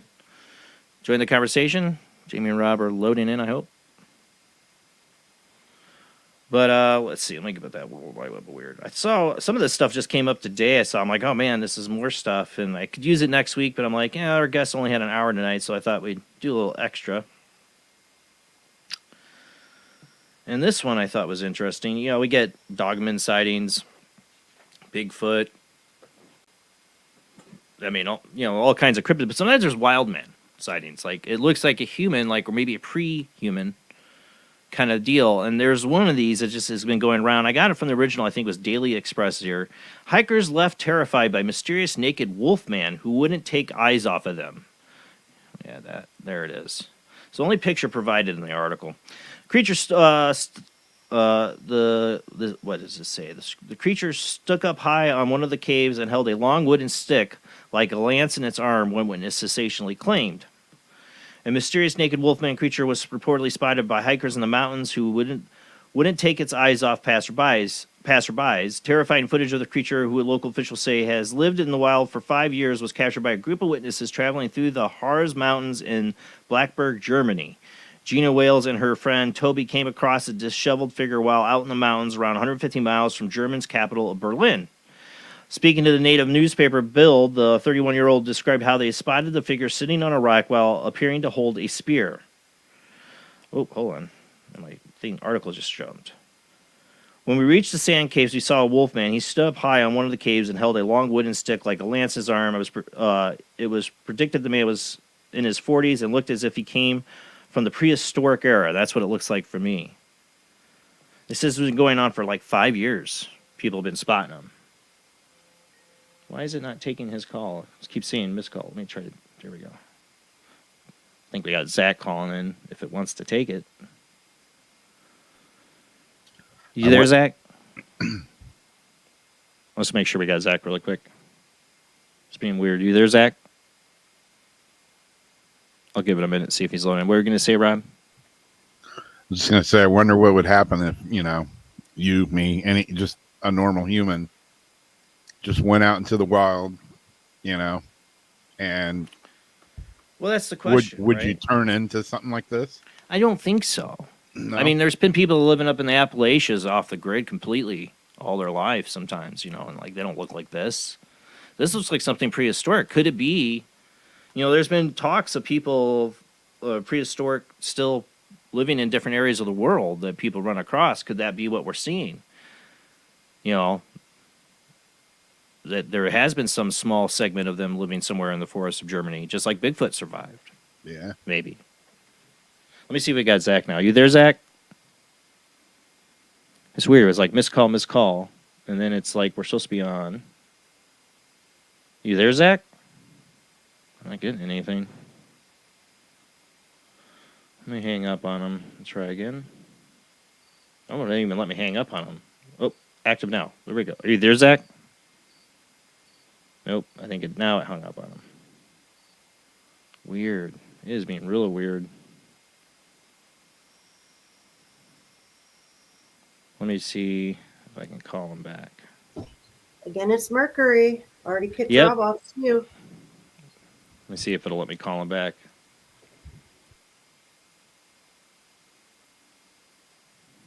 It says connecting, ringing. You there, Zach? Jason? Yeah. Yeah. Not sure what's going on tonight, man. Yeah, Mercury in retrograde, as we said before, with the astrologer. I know. My calls kept getting dropped, but I'm glad to be here. How you guys doing tonight? Doing good, doing good. So just wanted to call in. I'm pretty much open to any discussion, but really the one that I'm always intrigued by is this whole, and I'm putting this in parentheses, disclosure movement. Yeah, in parentheses. Yeah. Yeah, coming from the government of all things. I honestly think there are Congress people like Tim Burchett and some of these people that are, maybe it's good for their careers, they're making waves, but there's some people I think have an interest, but not enough. Obviously, because nobody else is moving along with it in Congress. Yeah, no, I find it funny how they're releasing all these interviews with supposedly whistleblowers telling us that apparently, oh yeah, the U.S. government has access over to UFO technology. Well, I'm glad I'm learning about that now in 2023. It's not like I haven't learned about it my whole entire life. Right. But thank you, mainstream media, for finally validating me. There you go. But yeah, no. I mean, I always think about the whole narrative of like a supposed alien invasion, which, I mean, with the powers that be, I put that in parentheses too. It wouldn't surprise me if that was going to be the next boogeyman that we're all supposed to be afraid of. So because there's always an enemy that really See, that's the one. If they release that one, that's like the final straw to like push a one world government. Well, that's what I've been hearing them wanting to push is that's Right. what they're going to do is make us fear the driver of the vehicle. I mean, the Reagan speech that he made 3 so times. We trust the government more to protect us. Listen to the Reagan speech he made 3 times. Like imagine a world. If we, we all had an alien threat. Yeah. I don't know. I've never been a huge fan of the Project Bluebeam conspiracy, but I do think it would be advantageous to the military-industrial complex and to the one world government cohorts to have that threat. Oh, absolutely. It's going to be a narrative that they are going to want to push. So, and of course, then, I mean, I talked about it before on my social media, but eventually, whenever it's officially confirmed that aliens exist, the word alien itself is going to become a pejorative. So to any future listeners that are listening in 30 years from now or 20 years from now, please don't cancel to me just because I said the word alien, on Paranormal Soup. So, If that happens, we're all screwed. Aliens, man, they're aliens. So I'm gonna say it while I can say it. So there you go. Yeah, I don't know what the future holds for that. I have another article here later, if we get to it, about a CIA analysis that says, oh, yeah, and they've tested the DNA of these aliens and that they have human genetics in them, and they're going to be here by the year 2027. And there's another CIA analysis I've seen. Some people that worked in the CIA. Do I trust them? No, because I worked at the CIA. These are the spooks. These are the people who make illusion happen, take out world leaders. And make it like we didn't do it, even though it's obvious we did. Destroy pipelines and, like I said, I mean, what was it, from 1950 to 1970s, we toppled like 75 different world leaders the CIA is probably involved in, Burn cities, mysteriously. Yeah. So, yeah, great, CIA analysis. I don't trust them, I do believe there's alien presence here. I definitely think it's been here for thousands of years. But when the government comes out and says it, nobody trusts them anymore. That's how bad it is. We have no trust. They could tell us, they could start coming out and say that they're aliens. I'm like, I don't believe you now. Now there's no aliens because you said it. That's where we're at. Yeah, I know. It's funny how just now the narrative is being pushed for everybody to trust these intelligence agencies, when in fact it's been the intelligence agencies that have really been controlling a lot of the media and everything else behind the scenes. I mean, when you take a look at it, for example, in any film, okay, for the CIA, have you ever seen the CIA portrayed in a negative light? 9 times out of 10, it's I always either in have. a neutral Oh no, or I'm a big positive film light. buff. There's definitely plenty of movies that portray the CIA in a negative light, but some way they try to twist it as they're doing the ultimate good most of the time, but not always. But in exactly, the, they still push that narrative. yeah, right it's still there, when in propaganda. fact, yeah, and it's like, of course, the CIA is always going to try to make themselves look good, despite the fact that, like you said, they've toppled, legitimate Oh, we've done governments. our and CIA and has they've done drugged horrible people. things. And they were allegedly, and I have to say allegedly because I can't afford a lawyer. They allegedly were involved in the JFK assassination. I think there's so much also, evidence. I think there's so much. I got an argument with one of my friends online about this. I'm like, I'm sorry. There is so much evidence. Look into Operation 40. Look what they did in Cuba, and those same people, Howard Hunt, would be the biggest name out of that group.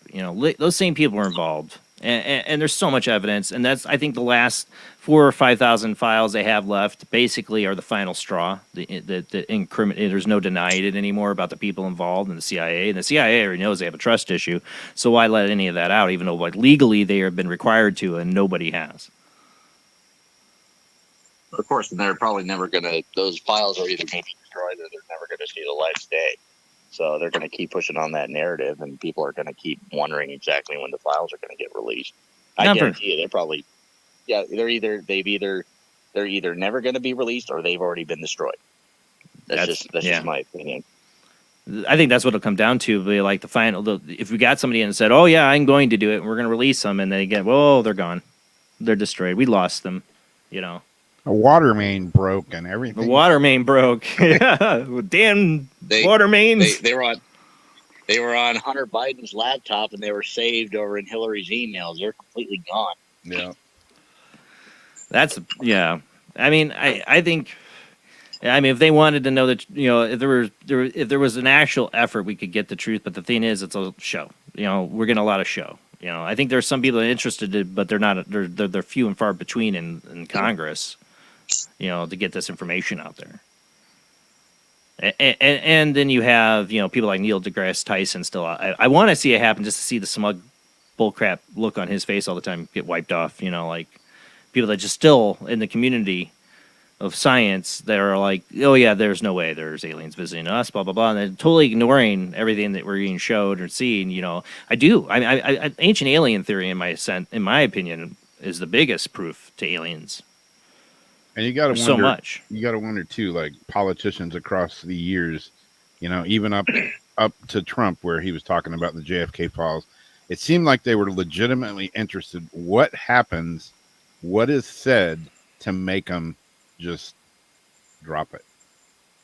Well, for Trump, he was trying to build he had Mike Pompeo eventually in there, and they were trying to build a relationship with the CIA. If you listen to him in interview just recently when he was on Tucker, I saw the clip about his talking about CIA, and he's like, we were doing good things, there was bad people, but there was good things we were doing, basically, like nothing you're doing is good. Trust me, you're just not smart enough to realize it. Whoever messes around with the CIA, you're going to get screwed over, as Kennedy found out with the Bay of Pigs.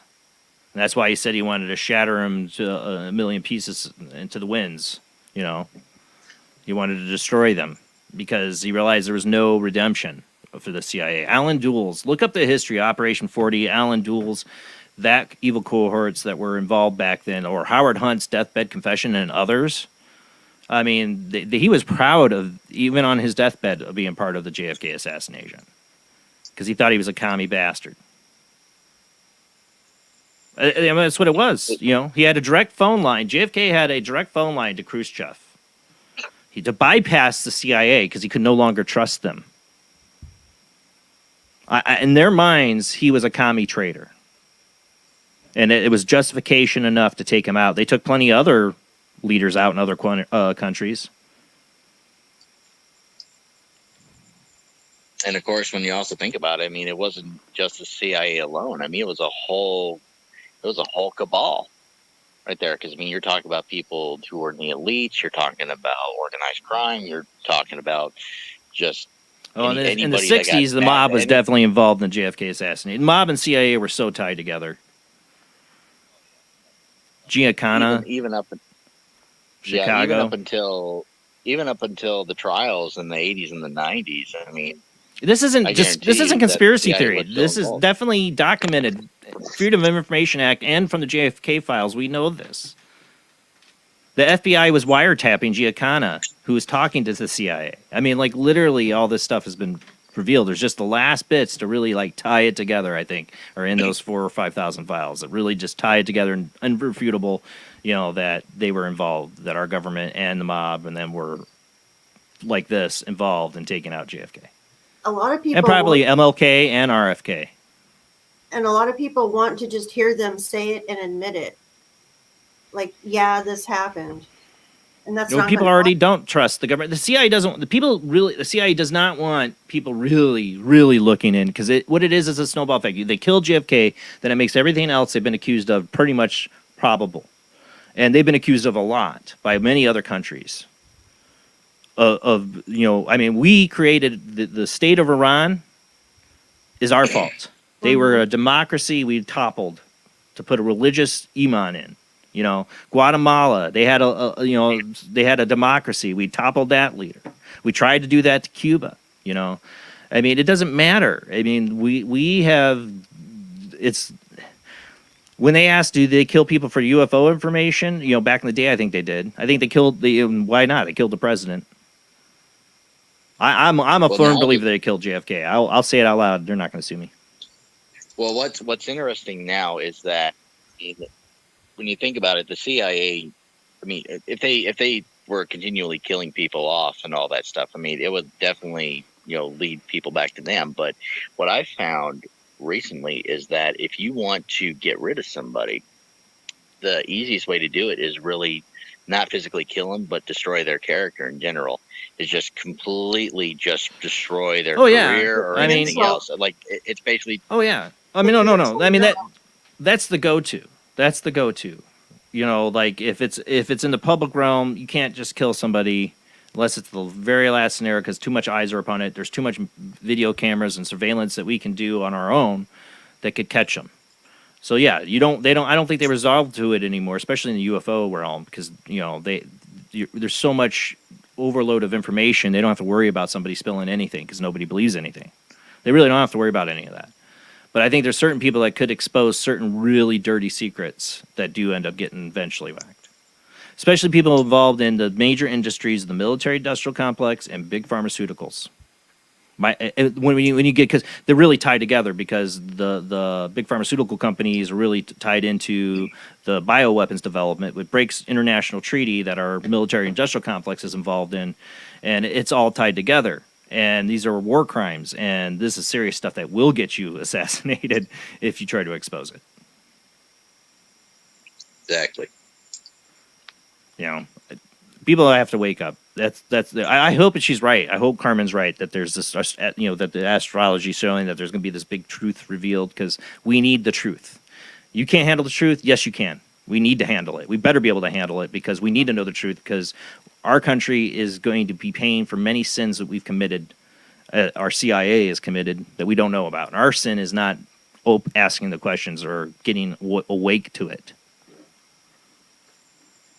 You know, we have to wake up, or they're going to keep pulling the same crap and keep making things worse in this world. I don't think they're ever going to tell the truth. Well, that's what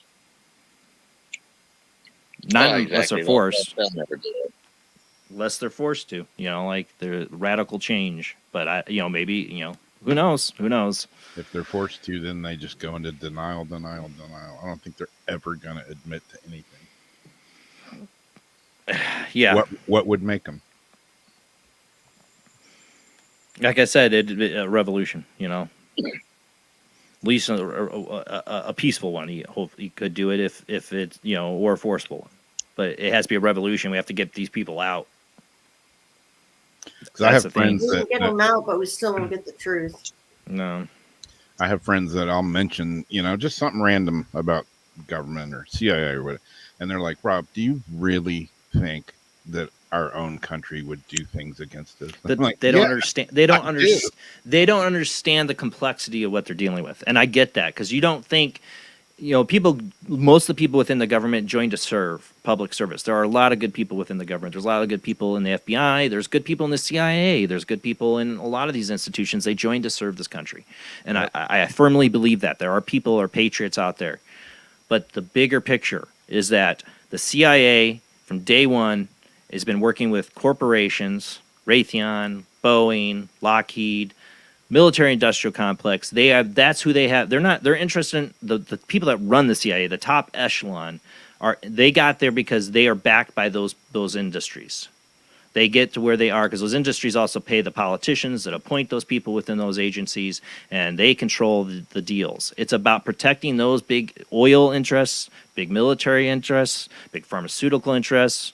It's about protecting that, not about protecting me and you or this country or anything about America. It's about protecting big money interests that have nothing to do with us. Yep. And so it makes it very complicated. So it's not our government per se. It's this corporate capture of our government. Yeah. That has been happening for a very long time. I'll say it again, like George Carlin said. There's a big club. You and I ain't in it. How long ago? That's the truth. God, I wish he was still around. I know, man. But yeah, we're not in it, and people need to learn their history. They're going to learn it really hard soon, I think, when it comes down to I really feel like this country is going to pay for its sins, for what we've done over the last 60, 70 years. We took a major, after World War II, the invention of the CIA made this country take a very bad turn away from the ideals of this country.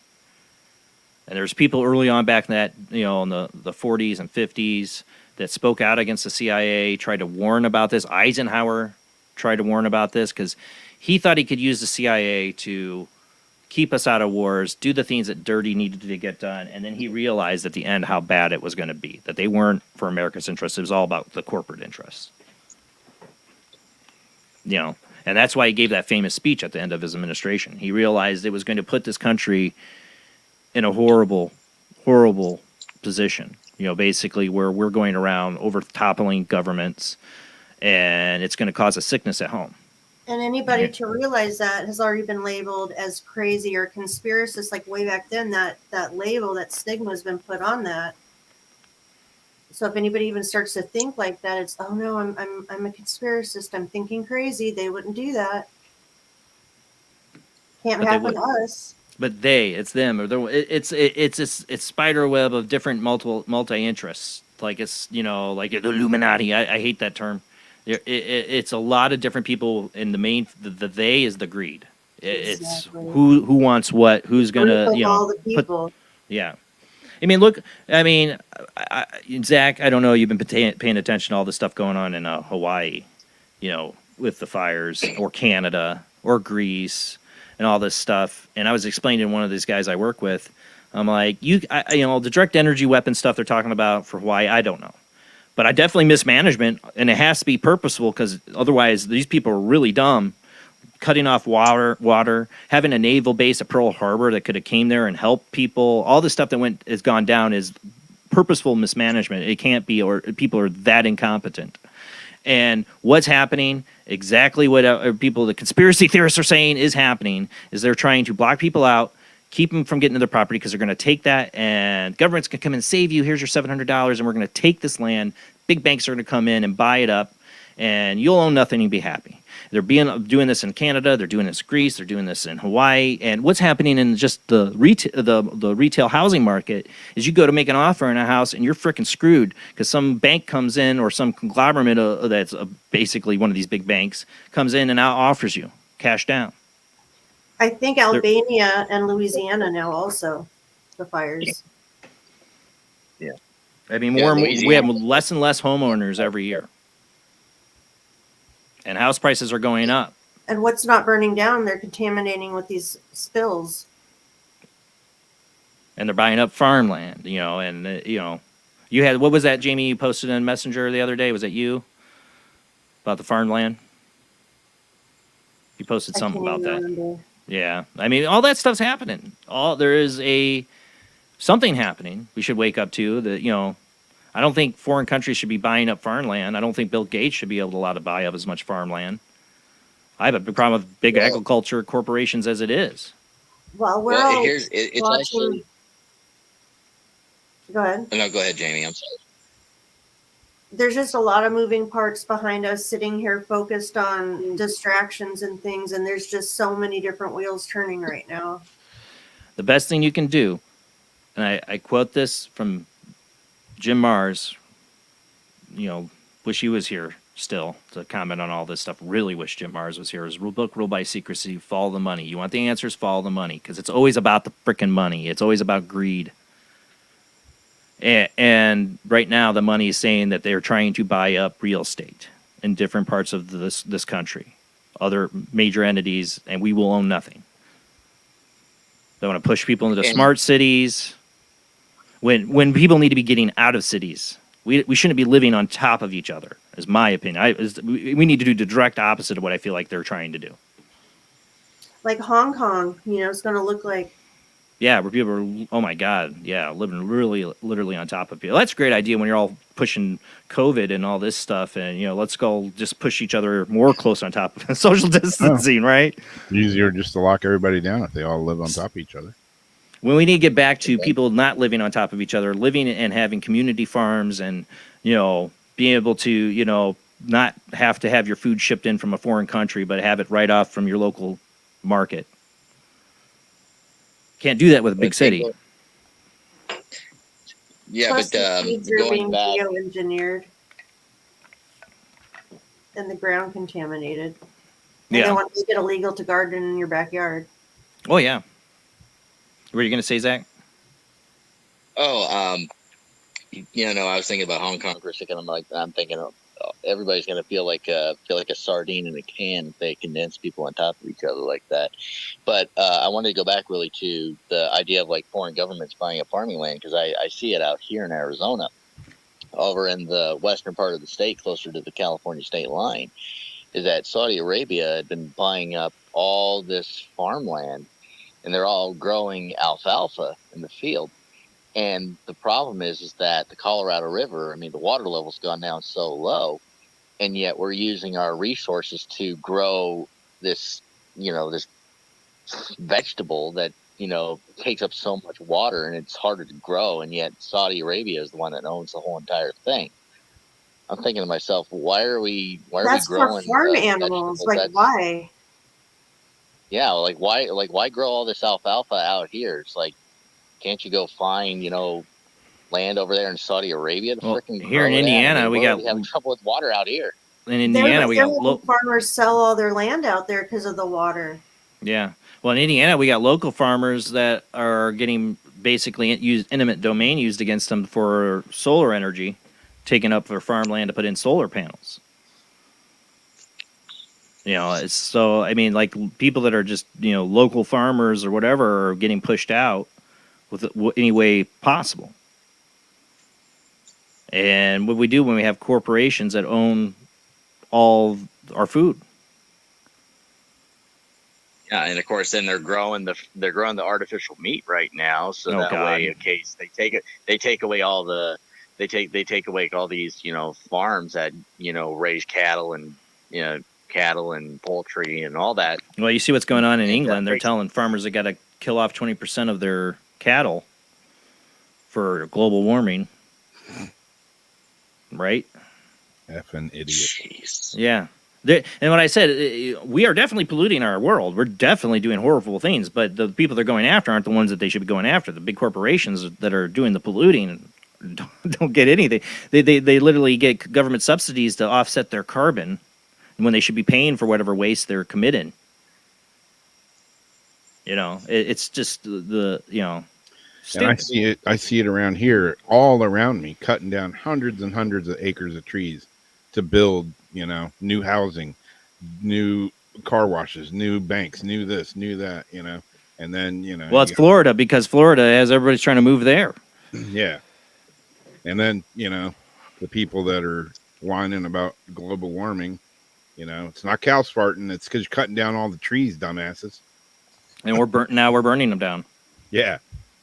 Yeah, burning them down is quicker than cutting them down. Yeah.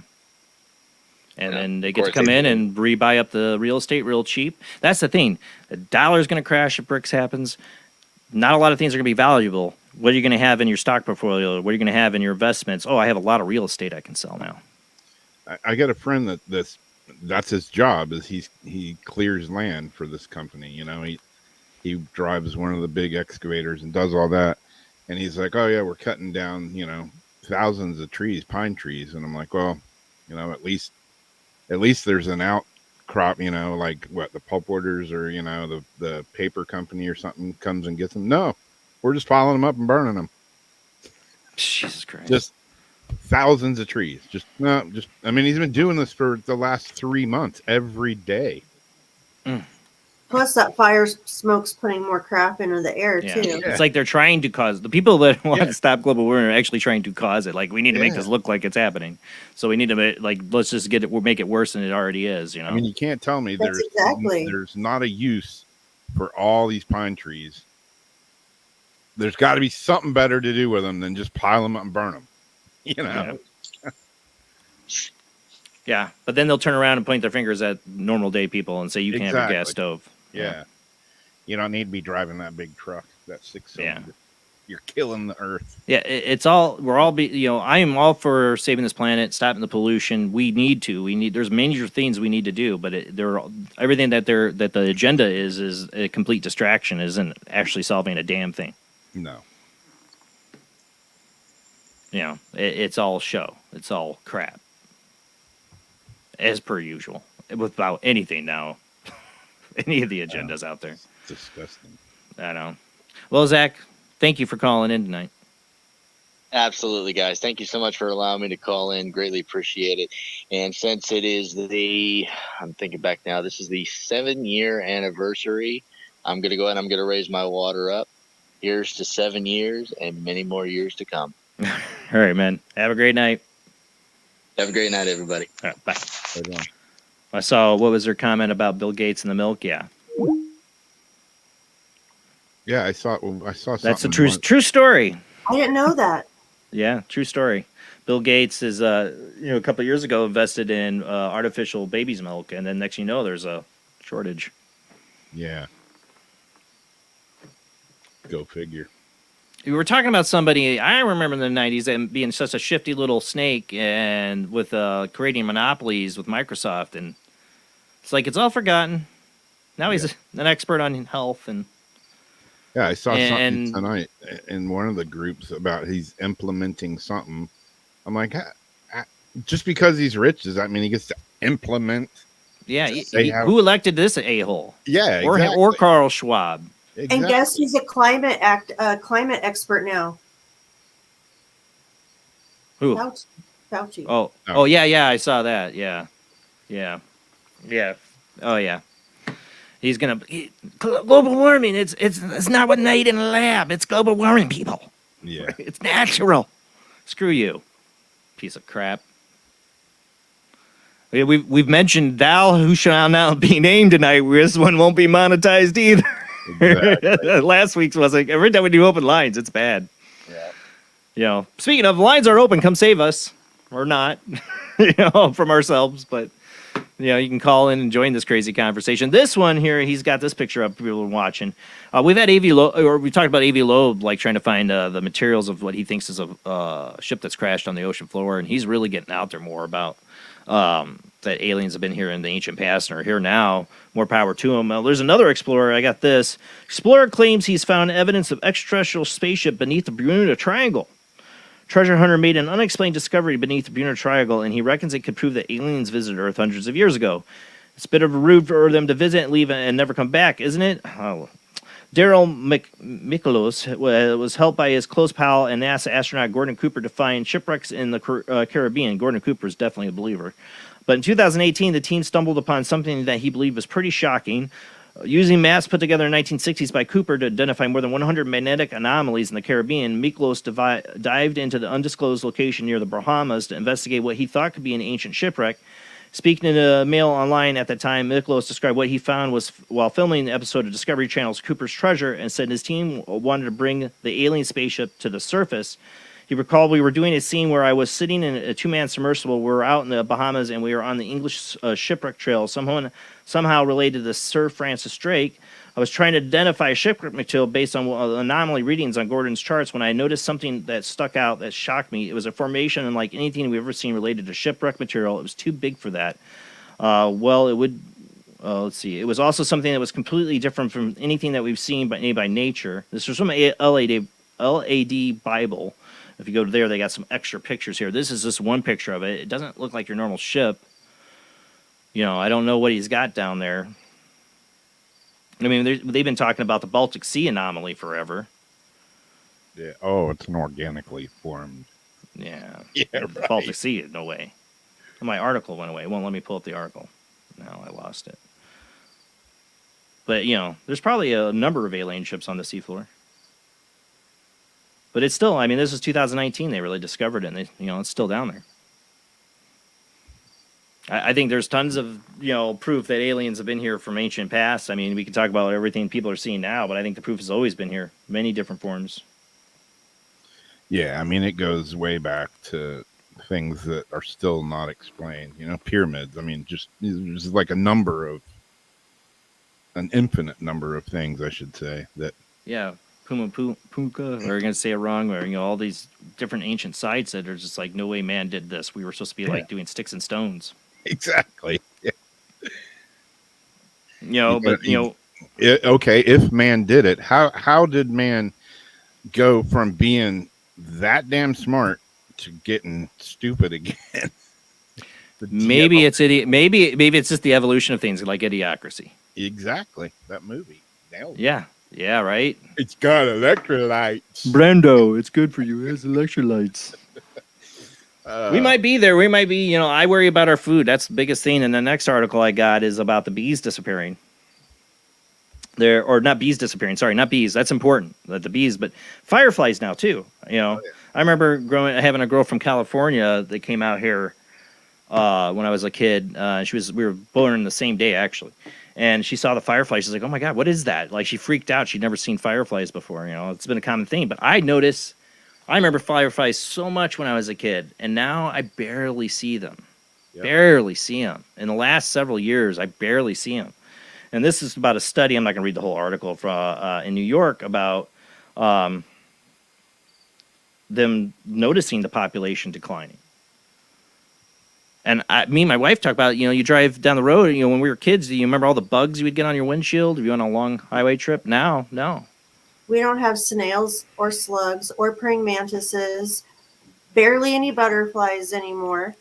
None of it. I haven't seen snail trails on the sidewalk for like 6 years until this spring. For 3 nights in a row, slugs came out from nowhere, 5 or 6 of them, then they were gone, haven't come back. But I hadn't seen snails before that.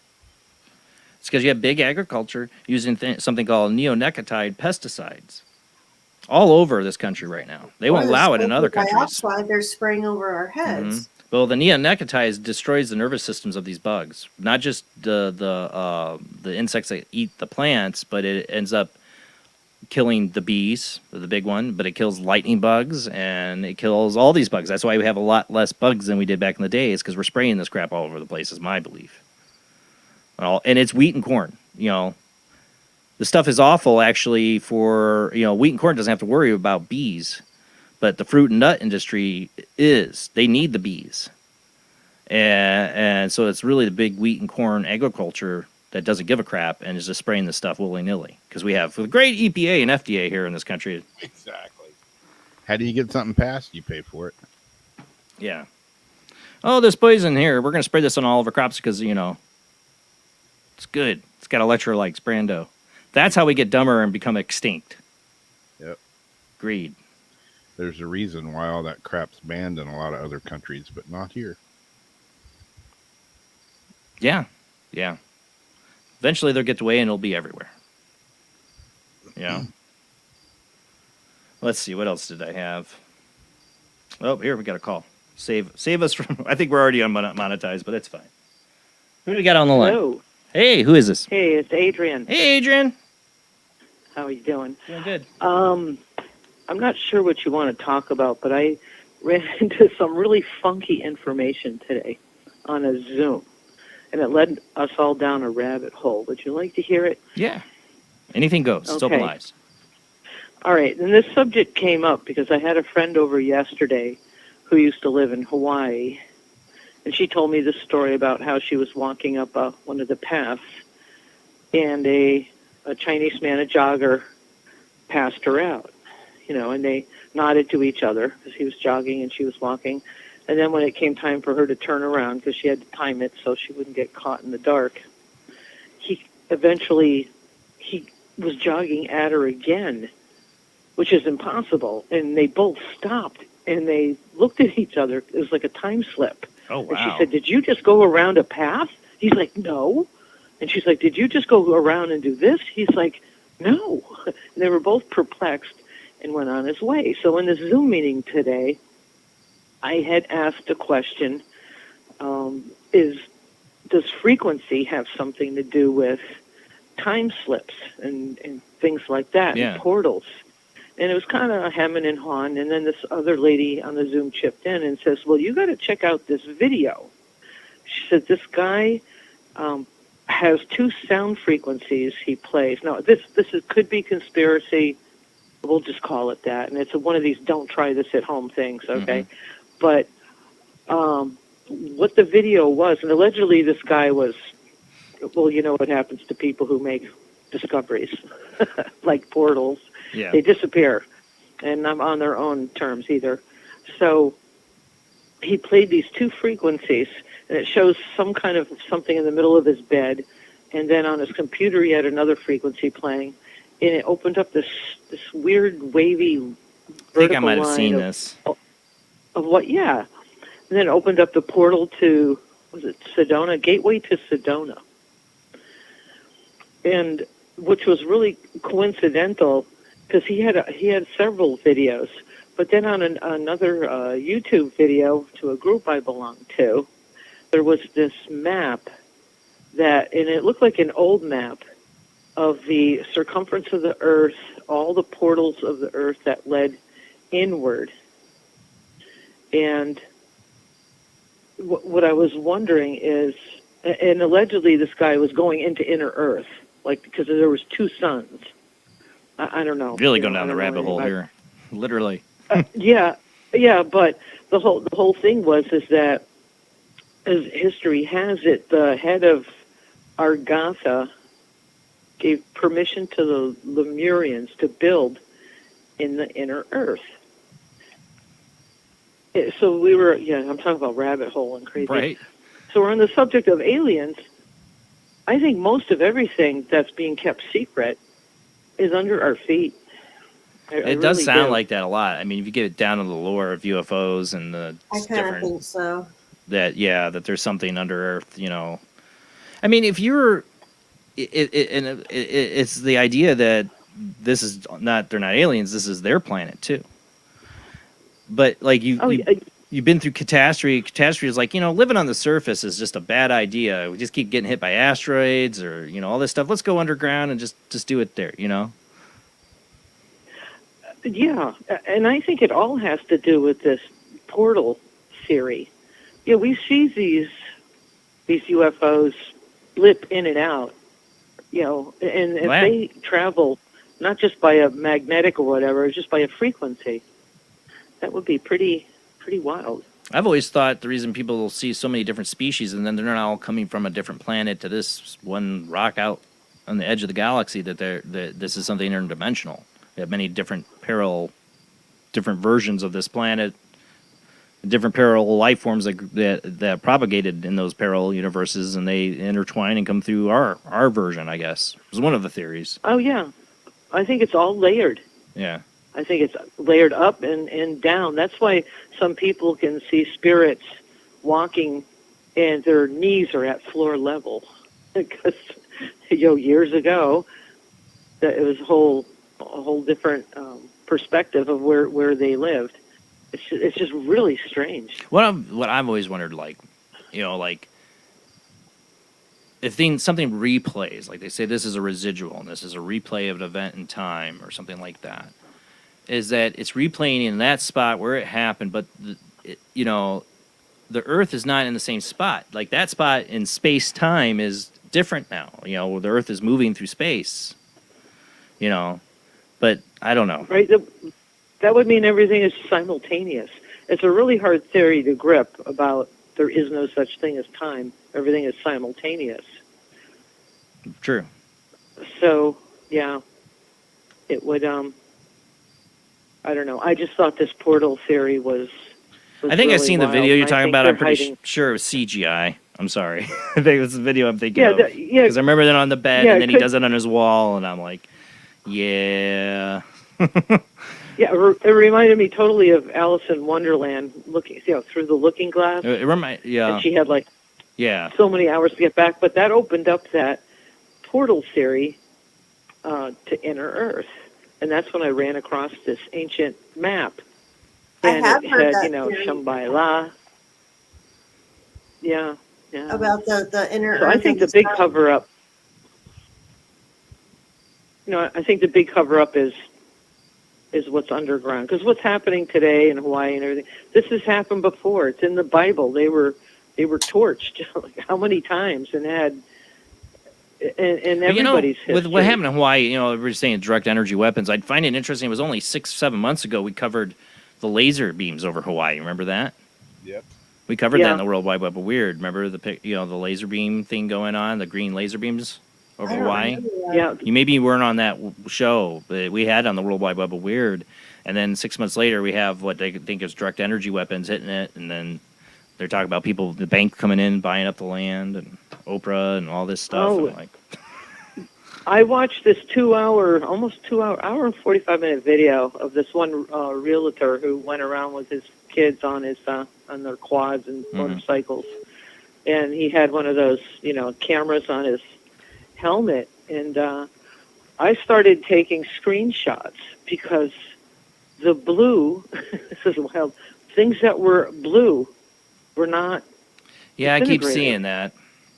There is a thing There's called blue, like a blue pamphlet, blue umbrellas, blue pottery, and a weird colored green too, almost like a mossy, soft green color. Buildings.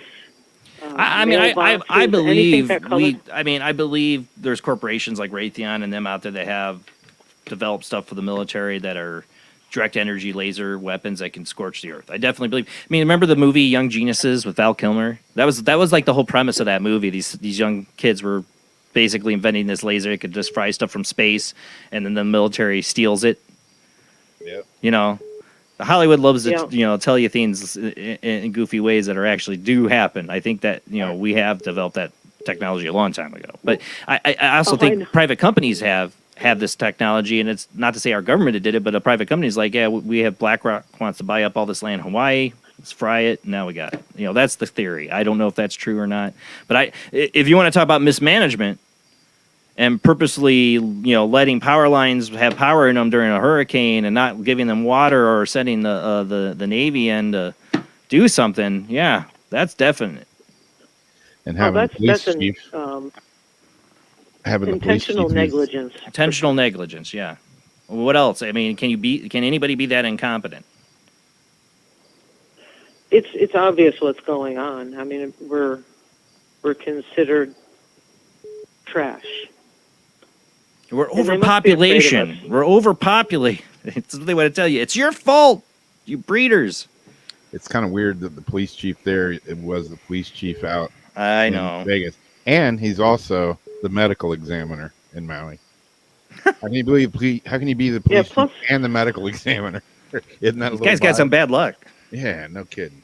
Yeah. Plus, during that time, Rob, both of them were out of their country. One was someplace else, like the fire chief or something, and the head of something else was out of country here doing something else. All coincidentally during. Coincident. There's not coincidences. I don't know. But it's not just Hawaii. It's just happening all over the world right now. There's just so much moves being made right now, I think. And like I said, just look at the housing market. How many times I've gotten offers, buy your house as is. I get those offers once a week. Get the phone spam calls for it. I get, hey, our text messages. Hey, Jason, are you still interested in selling your house? I'm like, I've never been interested. A few, and I block. You know, like. Well, you know, you always wonder what we could do about this, you guys. You have to realize that they're afraid of us because we are actually so powerful. We've been kept dumbed down, you know, the whole fluoride thing and everything kept secret. But we are so just powerful bad education. We can manifest. These people are soulless, or these beings are soulless, and they can't manifest things. You know, some people can make a flower bloom in their hand, you know, that type of thing for good. So what they're doing is they're programming people's minds, and we're manifesting for them. Fear, destruction, chaos. They're controlling our manifestation capabilities. We could all do the opposite. Well, yeah. Well, I mean, I've always said radiate love everywhere and wipe them all out. I've always said if collective consciousness is, you know, the deal and it controls our reality. I mean, think how powerful these mainstream media news outlets are, with what the fear mongering and stuff that they do and the division and everything that they do. They're like creating the reality with their bull crap. Yeah. You want to hear a funny one? There's this one guy, Keith. He does posts. He's a spiritual guy, Hindu, and all that. But I guess for fun, he didn't tell the backstory behind it. The backstory was that he was driving this $50,000 Mercedes-Benz for some rich guy to drive the kid back and forth to school while this rich guy's wife was away. But he didn't say anything. He just put up a picture of this Mercedes-Benz with him sitting in it, and he said, "Loving this ride." Okay, so it turned out to be like one of those, not a message board, what do you call those, manifestation boards or something. Yeah. And so he left it up, and people are going, "Wow, congratulations, did you win money?" Because this is a guy who gave everything up. He had no idea where to go with his life. He was just a guitar teacher and a musician, right? You know, he didn't have a lot of money. And for 24 hours he did this. Until I put up a post saying, you know, I didn't write yesterday because I wanted to see what people were going to say. I said, nobody questioned it. And while this was going on in 24 hours, I thought he was going to ruin his chances for like donations or anything. Money started pouring in. It was like he goes, "I can't believe it. My PayPal, my whatever account, and this account, people started donating money. Because the collective conscious of all these people, with no doubt, without question, thought he was in luxury. Just got to pretend like you got it. And it fake it till you make it. Everyone else believed it. Right. That's the law of attraction, that you act as if it's already been delivered, as if you already received. I already have $1 million. Yes, people, I'm super rich. Put that out there. Super rich right now. All right, I got to go to commercial break. That's how powerful. I got somebody else trying to call in, so I want to get them and go to commercial break. But thank you so much for calling in. You have a great night, Adrian. Hey, good talking. All right, catch you later. Bye. All right, yes, we're going to go to our last commercial break. We'll be back for our last half-hour show. We talked about the Jesus AI app when we come back from the commercial break. Yes, you can talk to Jesus AI. Yes, I'm not joking. Or Buddha AI. Yes, somebody did it. Yes. When we come back from the short commercial break, we'll be back to talk about that, and the phone lines will be back open. But I know I got people trying to call in. Call back in after this commercial break, because I always put it on Do Not Disturb until I come back from commercial break, and then I'll take your calls. So just hang in there. I will get your calls when we come back from the short commercial break.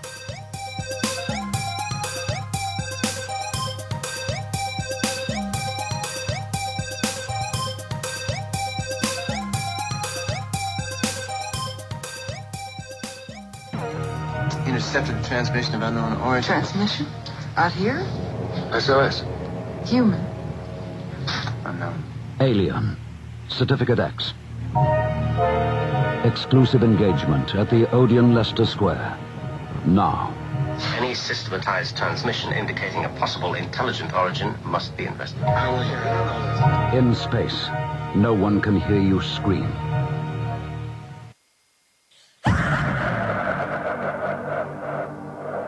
If you are interested in discovering the truth about the paranormal and want to hear from leading researchers in the field, Join Justin Brown on his 3 weekly shows named My Paranormal Soapbox, Necromancer Live Show, and the Supernatural Symposium, live on Facebook, YouTube, and InterfaceDeath.net.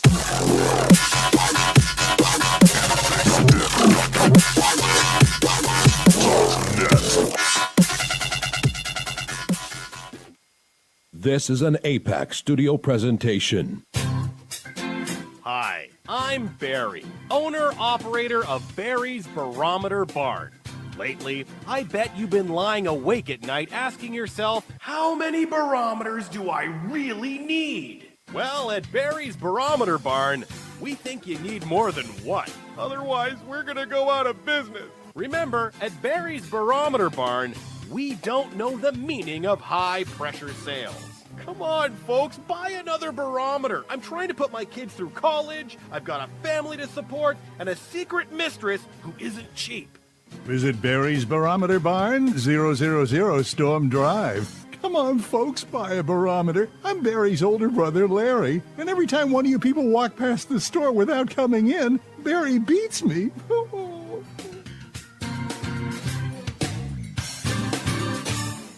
This has been a presentation from Tim Morgan's APAC Studio. For more almost professional amateur comic studio content, visit the APAC YouTube channel. Search APAC 2002. That's APAC 2002 on YouTube.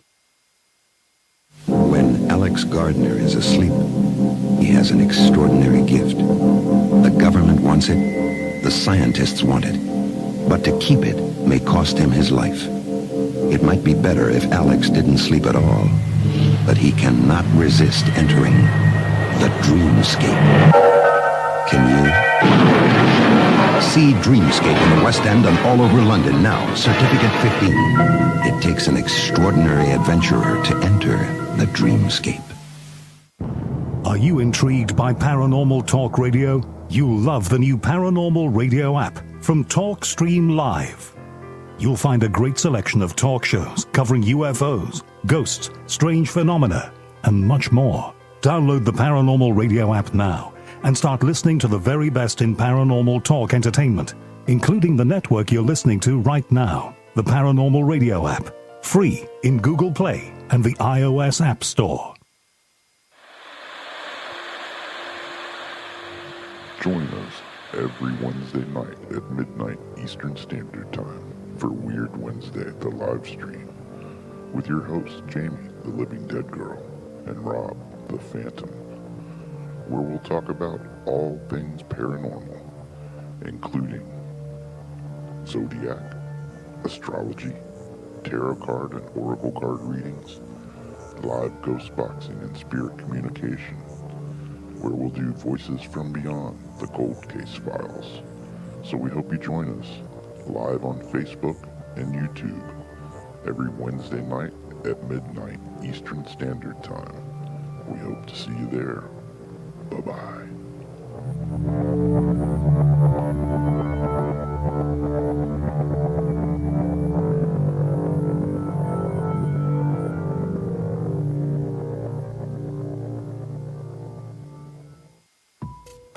Since 1948, Fate magazine has brought you reports of the strange and unknown, all of them true. Fate Radio is carrying on that tradition, bringing you the unusual, macabre, strange, and bizarre. Join host Kat Hobson Sunday nights from 8 to 10 p.m. Eastern on WBHM Digital Broadcasting.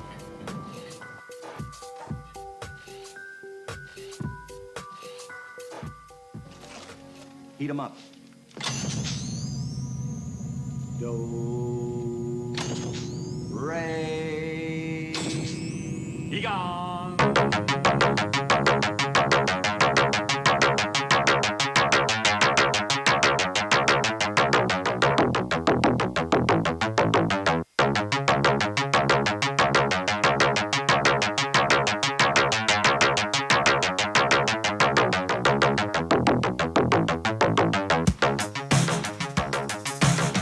You're listening to Paranormal Soup, bringing you the weird every Sunday night.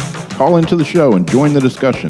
The call-in lines are 219-230-4444. or 260-225-9419. Or by Skype caller ID oojblandoo or jblandparanormalsoup. And now to your host, Jason Bland. Tonight, we had our guest on, Carmen Turner-Schott. Check out her book, Phoenixes and Angels. We had her on for the first hour. Now we're doing open lines and extra World Wide Web of Weird. Do you want to talk to Jesus AI? Yeah, you can do that. Or Buddha AI or Muhammad AI. Yeah, they got that. Is it to be the new digital religion? You know, I would not be surprised. Got a lot to get to this last half hour. Not really. No, we're just hanging out, talking, getting demonetized right now. But you can join the conversation. Phone lines are now open. I will take your calls, join the conversation, but let's go ahead and get back to the show.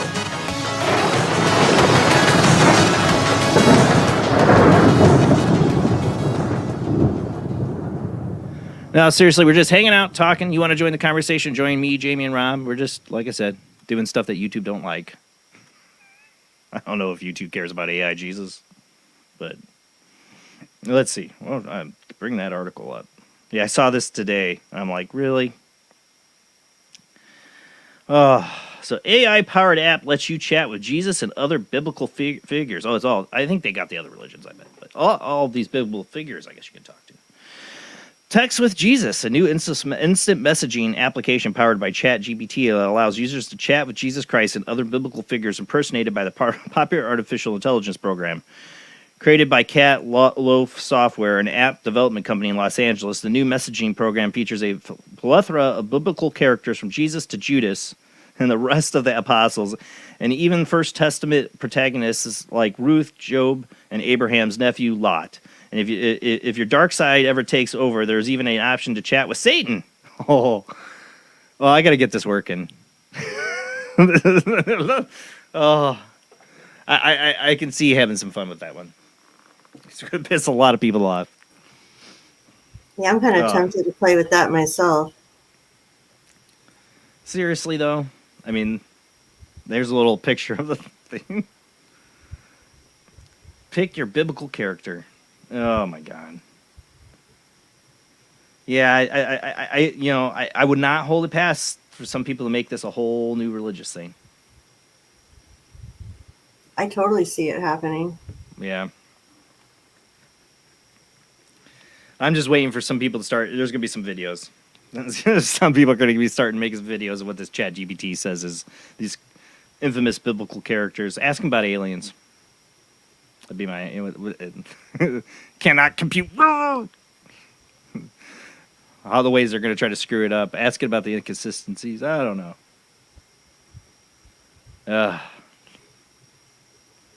This app's going to piss a lot of people off. I just know that.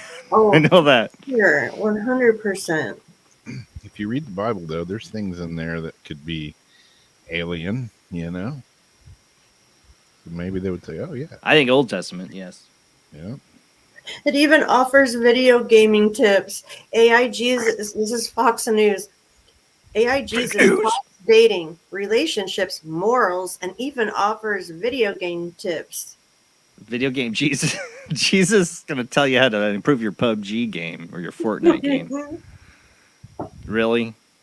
Seriously? Oh my God. Seriously. That's what we've come to. That's what we come to. I mean, I see it like Blade Runner, the last Blade Runner, where like basically people are going to like not have social reactions with people or anything like that. They're going to have like their AI buddies and like not interact with real people. I already see people saying that they're 100% happy with that and they see absolutely nothing wrong with it. And they don't see anything wrong with introducing it to a child. I said, as an adult, if you want to talk to a computer, fine. But it's not good for kids developing to just strictly be talking to a device like that. I think you should build human relationships, not AI relationships. Yeah. And they got these apps now where you like have an AI boyfriend or girlfriend, and like there are people like seriously that lonely. That's sad. That's what she said. She goes, "What if you're so lonely?" And I think about those sex dolls and things that kind of talk back and everything. So that's kind of like the same thing. It is. It is. Even if you're not having sex with your phone, with a ChatGPT or whatever, you're not building a human relationship. You're talking to an algorithm. I don't care how sophisticated it is. It isn't life. It isn't a person. It isn't what you're here for. But my robot loves me. You don't understand. Are we going to face that, you know? Meet George Jetson. You know, is that, you know, the conspiracy theorists, you know, put on the tinfoil hat. They're doing it on purpose so people don't interact and have more kids. 100%. 100% is what I think. We have a population decline, I think, happening more than, you know. They're talking women out of having children. Like, I saw this going around a couple of years ago. I'm like, oh, you can start seeing the grooming start. How you're subservient to men if you have children. Just say no. Well, that goes back to the 60s and well, a they lot were of the really early pushing feminist this movement, but now they push it. ago. Yeah. So like kids and stuff were saying, forget that. I'm not having kids. I don't need to have kids. I'm like, well, I was like that. I'm like, I don't want to have kids. I didn't want to bring them into this stupid world. I didn't have kids. This is exactly why I didn't have kids. But I'm glad I did. I mean, part of me, I'm glad I did because my life would be so. You know, I'm not seeing yours as yours. Some people are all right not having kids. I don't think I would have been. Instead, I think I would have been at a be at the beginning for like children, the early stages. I don't. There's plenty of people I don't think should be having kids. I hate saying that, you know, like there's plenty of people that are fine without having kids, you know. I have an aunt that she never had any kids, but me and many of my other cousins are like kids to her. She's, it's fine, but for me, I know who I was, and it changed me for the better. My sister didn't have kids either. You know, it made me care. It made me do this show. You know, made me care. I think I'd be pretty worthless. Instead of me having just one that, I'd have to worry about and be so attached to because it's mine, of course, I thought, okay, well, for all these existing kids, I decided to get into Head Start. Yeah. For kids that didn't have structure or have like anything in their lives. And I wanted to be something positive for all of, as many people as I could reach rather than just focusing in into one. And having all the fear, worry, and anxiety that kills you at times. But exactly. Because I knew I would be able to handle that. Like, look how I'm with my animals, man. Yeah. My kid would be bubble wrapped in the corner right now. Oh, I know. I mean, I feel bad because my kids live on I won't let them like ride their bikes out on their neighborhood because it's not safe. Like I used to ride my bike everywhere. Well, it's not the same. People don't pay attention what they're doing, driving anymore. No. I mean. We live on a very busy road, and it kills me when kids are not having the childhood I had. I don't think I can handle that anxiety myself. I really don't. That comes along with it all. Yeah, I'm like the old one of the group, but I wouldn't give up growing up in the time I grew up for anything. Because I saw a post today. Somebody said we're the last generation to know to ride our bikes and to do these things and like be out. I mean, just stuff we just did and none of these kids don't do. Yeah. But also like interactions. Like I see it more and more kids they don't have like social skills. Like there's like filters missing in their brain. They say the stupidest stuff that offends others. Because they have like no social skill. Yeah. Yeah, I don't know how many times I remember my parents or my grandparents say, go outside and play. They didn't care where you went outside. They just wanted you to go outside and play. The sun's out, go play. I'm dealing with a 7-year-old that I feel that he has depression. And I think a big part of it is he needs to get out more. And he get him out doing more activities. Can you imagine just telling your kid, go outside and play and just be back by dinner time? Yeah. I can't do that with my kids. I can't let them go out in this neighborhood. Yeah, exactly. It kills me. We wanted to buy a new house, and it's impossible right now.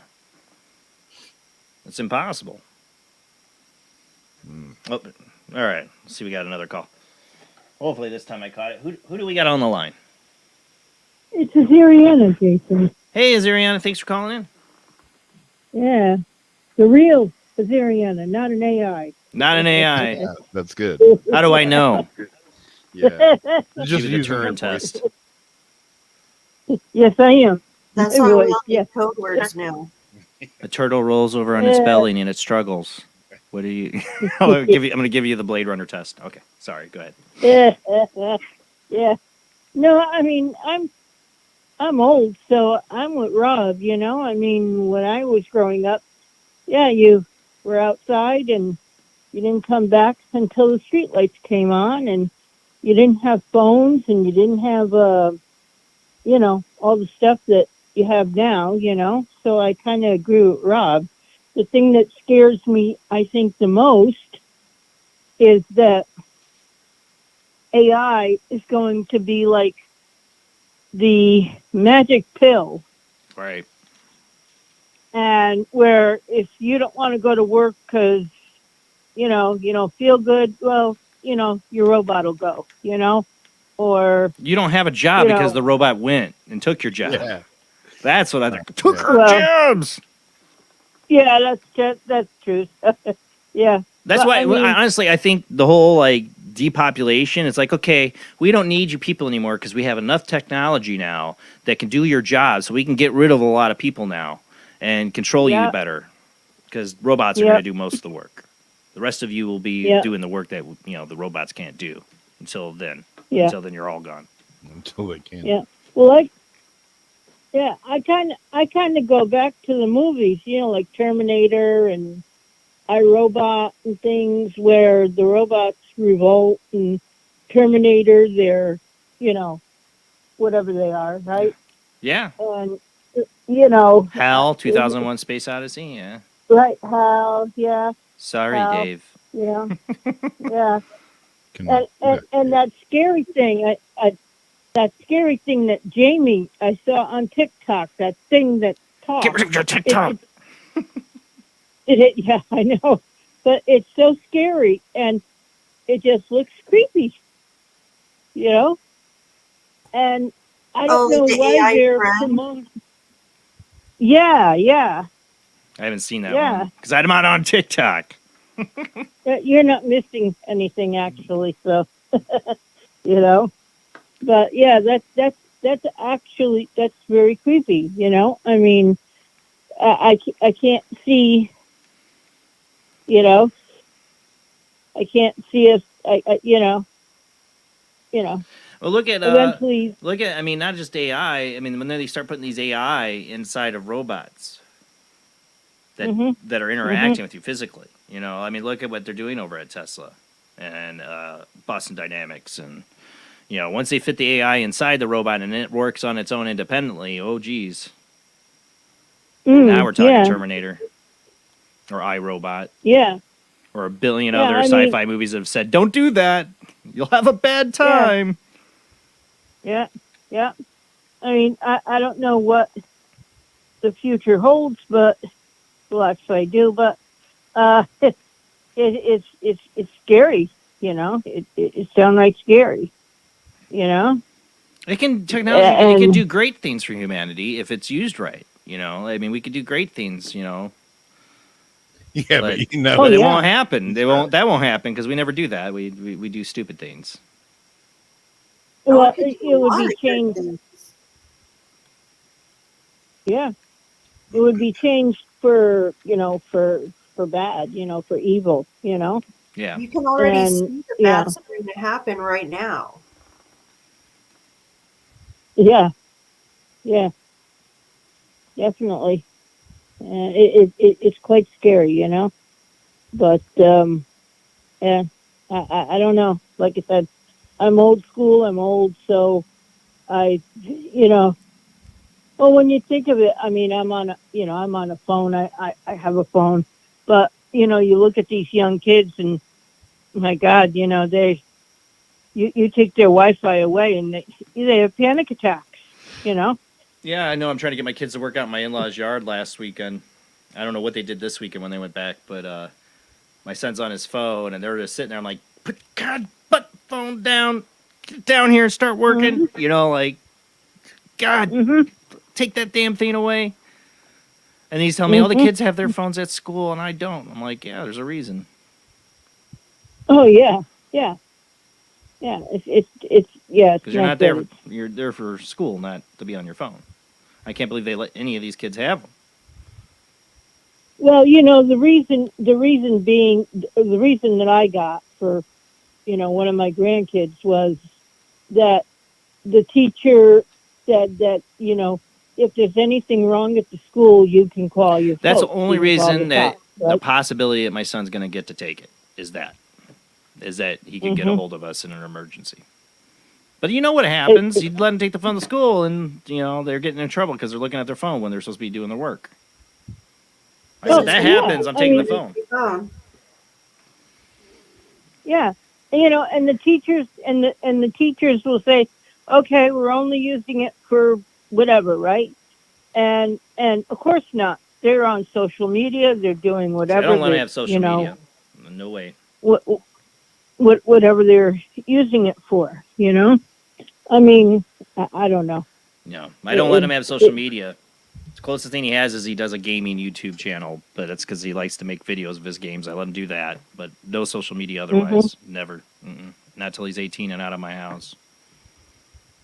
Well, be careful, because if they have friends, their friends have that. Yeah, I and know. Well, they can just, I have a you know? I have a 16-year-old, like kind of like he's like a nephew. He's not actual family, but he's like family. I've known him since he was a baby. I know, really close family, and the whole family's close. And yeah, he tried to get away getting social media and got caught by his mom, dad. You know, it's like, yeah, they will try. I'm waiting for that. You know, but that's one. That is my hard rule. There is no giving up. I don't like there's so many days I wish I could go F Facebook and I quit. And I know I just got back on Twitter. I'm really doing it to follow some stuff going on right now. But there's days I like really want to tell Facebook to go bleep itself and just delete the whole damn app. But I don't for a number of reasons. One, I like being able to connect with people that I do know on Facebook. I like having my mom and my mother-in-law be able to see like posts I put up of the kids. I do like having that. You know, I like being able to share, connect with those people. You know, especially close friends and family. And I have a lot of people on my I know friends list. The main reason I have it though is promoting the show. How do I get out and tell people about the show if I'm not in those media? Jamie Rod, when TikTok came out, tried to get me on TikTok, and I was like, I'm not doing it. Not doing it. I have an Instagram Jamie helped me set up, and I'd never go on it. I never go on it. I don't even try to advertise on there anymore. I just like whatever. Everybody's like, cute, Seffi. You know, they don't care about Paranormal Soup. You know, I don't know why I was even trying on there. Influencers and things. Yeah. Maybe if I shake my booty in front of the camera, I don't know. Yeah, well, I eat a Tide Pod or something. I got that TikTok only because, you know, people I know are on it. So you know, the worst part is my son being aware of like subscribers and followers and the way that it works, because he wants to do a YouTube channel. He's like, I got 31 subscribers. Red Robo Tiger, go subscribe. You know, he's like, why does it take so long? And why you? I don't even know where I'm at. I'm like 20 something. That's what they're over doing 2,000 to people too, and this is going on the social scoring. It's horrible. Yeah, well, he's like, why you've been doing it 8 years and you only have like 2,000 something subscribers on YouTube, and like, why you even bother? You know, like my son like just is like like ripping me apart. I'm like, I don't care. I don't care. I have good listeners and people, and I could have gone out there and hoard myself out and done stupid videos and try to become some influencer or something. I don't care about it. That's not what I got on here. It's the I said, yeah. It just took me 8 years. I told my son, that's what I was trying to tell my son. Yeah, you're not getting a lot because YouTube's not going to let your channel grow. It doesn't want to let mine grow. You know, I'm like, whatever. It is what it is. But, you know, I word of mouth, telling people, I'm proud to have as many subscribers as I do. You know, it's not fake subscribers or, instant clicks. I got these subscribers because I'm providing a content somebody wanted to listen to. And if it's only a few thousand, well, that pretty much shows the percentage of people that are really awake and opening their minds. That's what I'm saying. Yeah. You know? Oh, yeah. Oh, yeah. Yeah. Like I said, I'm old school, so, you know, it's, well, you know. I'm old school, too. Like, everybody tells me, you should be doing 10-minute videos. Why 3-hour shows? You should be doing 10-minute videos. And even some of my friends that don't sound like that, they're, like, serious. Like, you should do 10-minute videos, dude. You could get out there and get more. Like, yeah, I could, and I need to. And if I had more time, I would make some shorter videos and stuff. Me and Dean and Liam are thinking about doing, like, a paranormal review videos together. You know, my perspective with their youthful perspective, which is hilarious when we get into these topics. So we might do some stuff like that. But in the end, I grew up on Art Bell, old school radio, long form conversations, and that's what I'm interested in. That's what I do. Open lines, talking to people, communicating, Yeah, definitely. I mean, the internet itself, when computers came out, it was a good thing because you could connect with, It's a tool. It people can be good around or the bad. world, and then it turned into all this other stuff, and it's like, yeah, okay, so. It's a tool. I don't know. It can be used for good. I think the good of the internet and these kind of forums and is especially against mainstream media is people have now ways to communicate and learn and access information they never had years ago, and it's ruined some possible plans of people with agendas out there at times. I'm saying because they didn't want information out or people conscious aware of certain agendas. So in that way, it's been it's good. Yeah, definitely, yeah. So. Well, thank you for calling All in. right, thank you, and everybody. Blessings to you and your families. Well, you have a good night. If this is the Yeah. real Azuriana, Yeah, it is. Bye. Well, I've seen now. I mean, there are scams now where they're literally taking people's social media videos, copying their voice into an algorithm that can just basically make your voice say whatever, and then calling up these people's grandparents and saying, "My grandma, I'm in jail. Come bail me out." Like my grandfather got that call. Like I don't think it was AI or anything like that, but they were trying to fake being my cousin who had been in jail and try to get money to get out. But he found out it wasn't even him that time. Somebody was trying to scam him. And that's why the code words again. My mom, we were talking about that. Like Jeff and I already made these code words 10 years ago. We have one for everything okay. We have a code already for if there's a problem. And different family members need to have those code words. You live in a time where you got to have code words with each other because you don't know if you're talking to the real you. Isn't that crazy? That's where we're at. That's it. Yeah, you could literally get a phone call saying it's your wife. I'm stuck. Wire me money or like my tire blew. I need you to come and help me. And then you go out there and get kidnapped or something. Yeah, I mean, meet me in this parking garage. My tire's flat. Doesn't even have to be like distressful and scared and I'm kidnapped. And then we also live in a state of complete surveillance too, where we freely let ourselves be surveilled with our phones that I have right here, and yeah. Yeah, I don't know how many times I've just been like not on my phone, and just been in the car or whatever talking about something. Oh yeah, we ought to get that. Yeah, they get on your phone, and you get home, turn your social media on. Oh, boom, so many times for it. Yeah, totally just listening over to and you. over and over and over. Yeah. Totally listening to you. Fully. Yeah.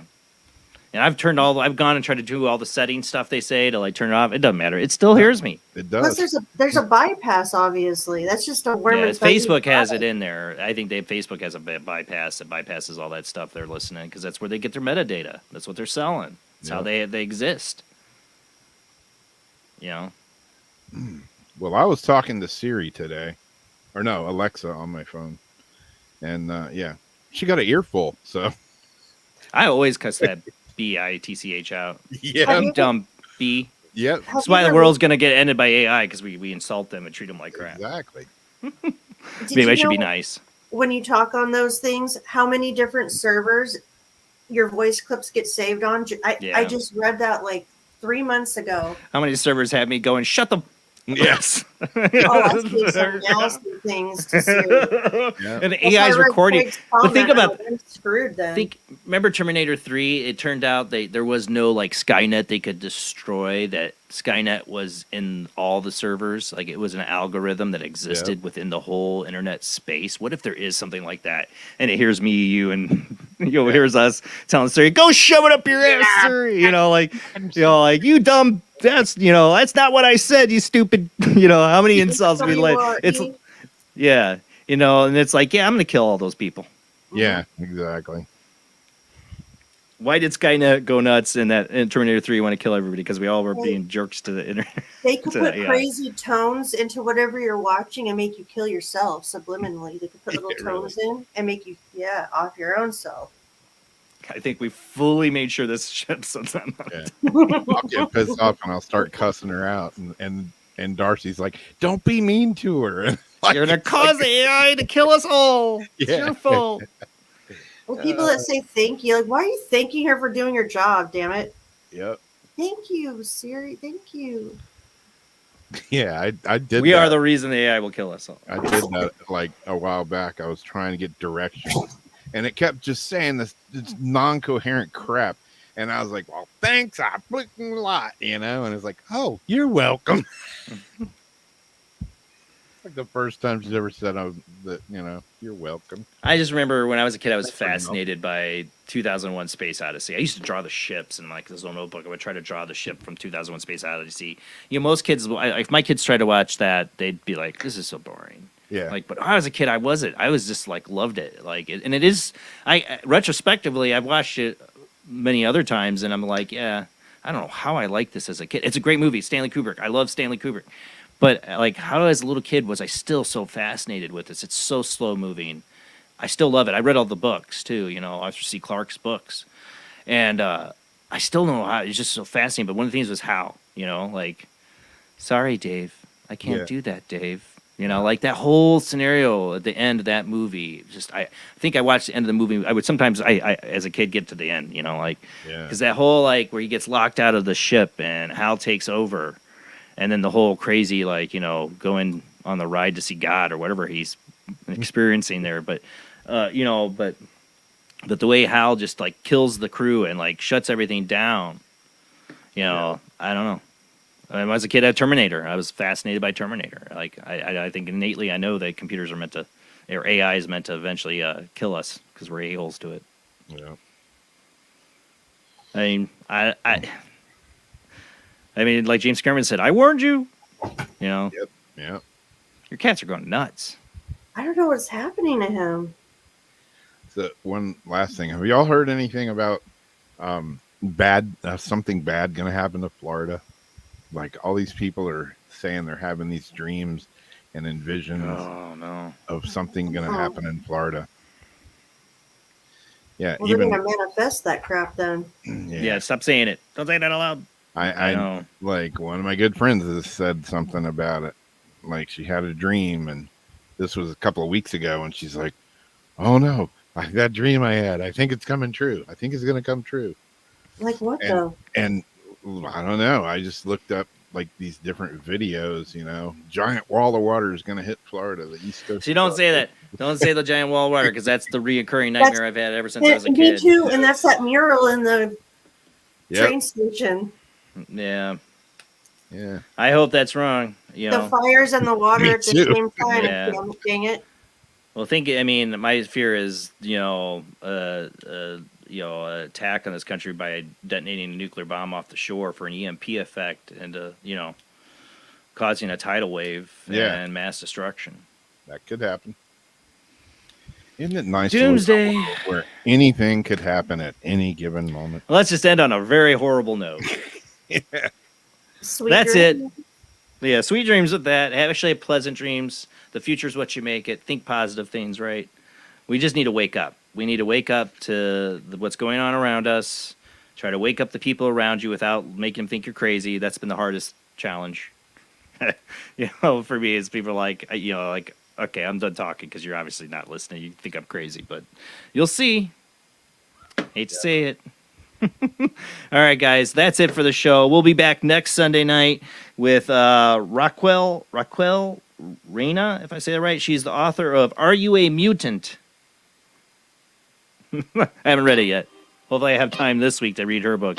I got to read the other one. You missed it tonight. Carmen Turner-Schott, Phoenixes and Angels. I can't wait to read that as well, about astrological signs of the 8th and 12th houses. I was really thankful to her to do my birth chart tonight, and hopefully I can't wait to see what she sends me on it, too. So that was really interesting. Thank you to everybody who called into the show. Thank you to everybody who shares out the show. Keep telling people about Paranormal Soup, because YouTube won't. Facebook won't. I need you out there to tell your friends about Paranormal Soup, where the paranormal and the weird happen live every Sunday night, and where we're open forum, we're no judgments. We can discuss all the weird, strange things that are unusual, that is life every day. Thank you all. See you next Sunday. Have a great night.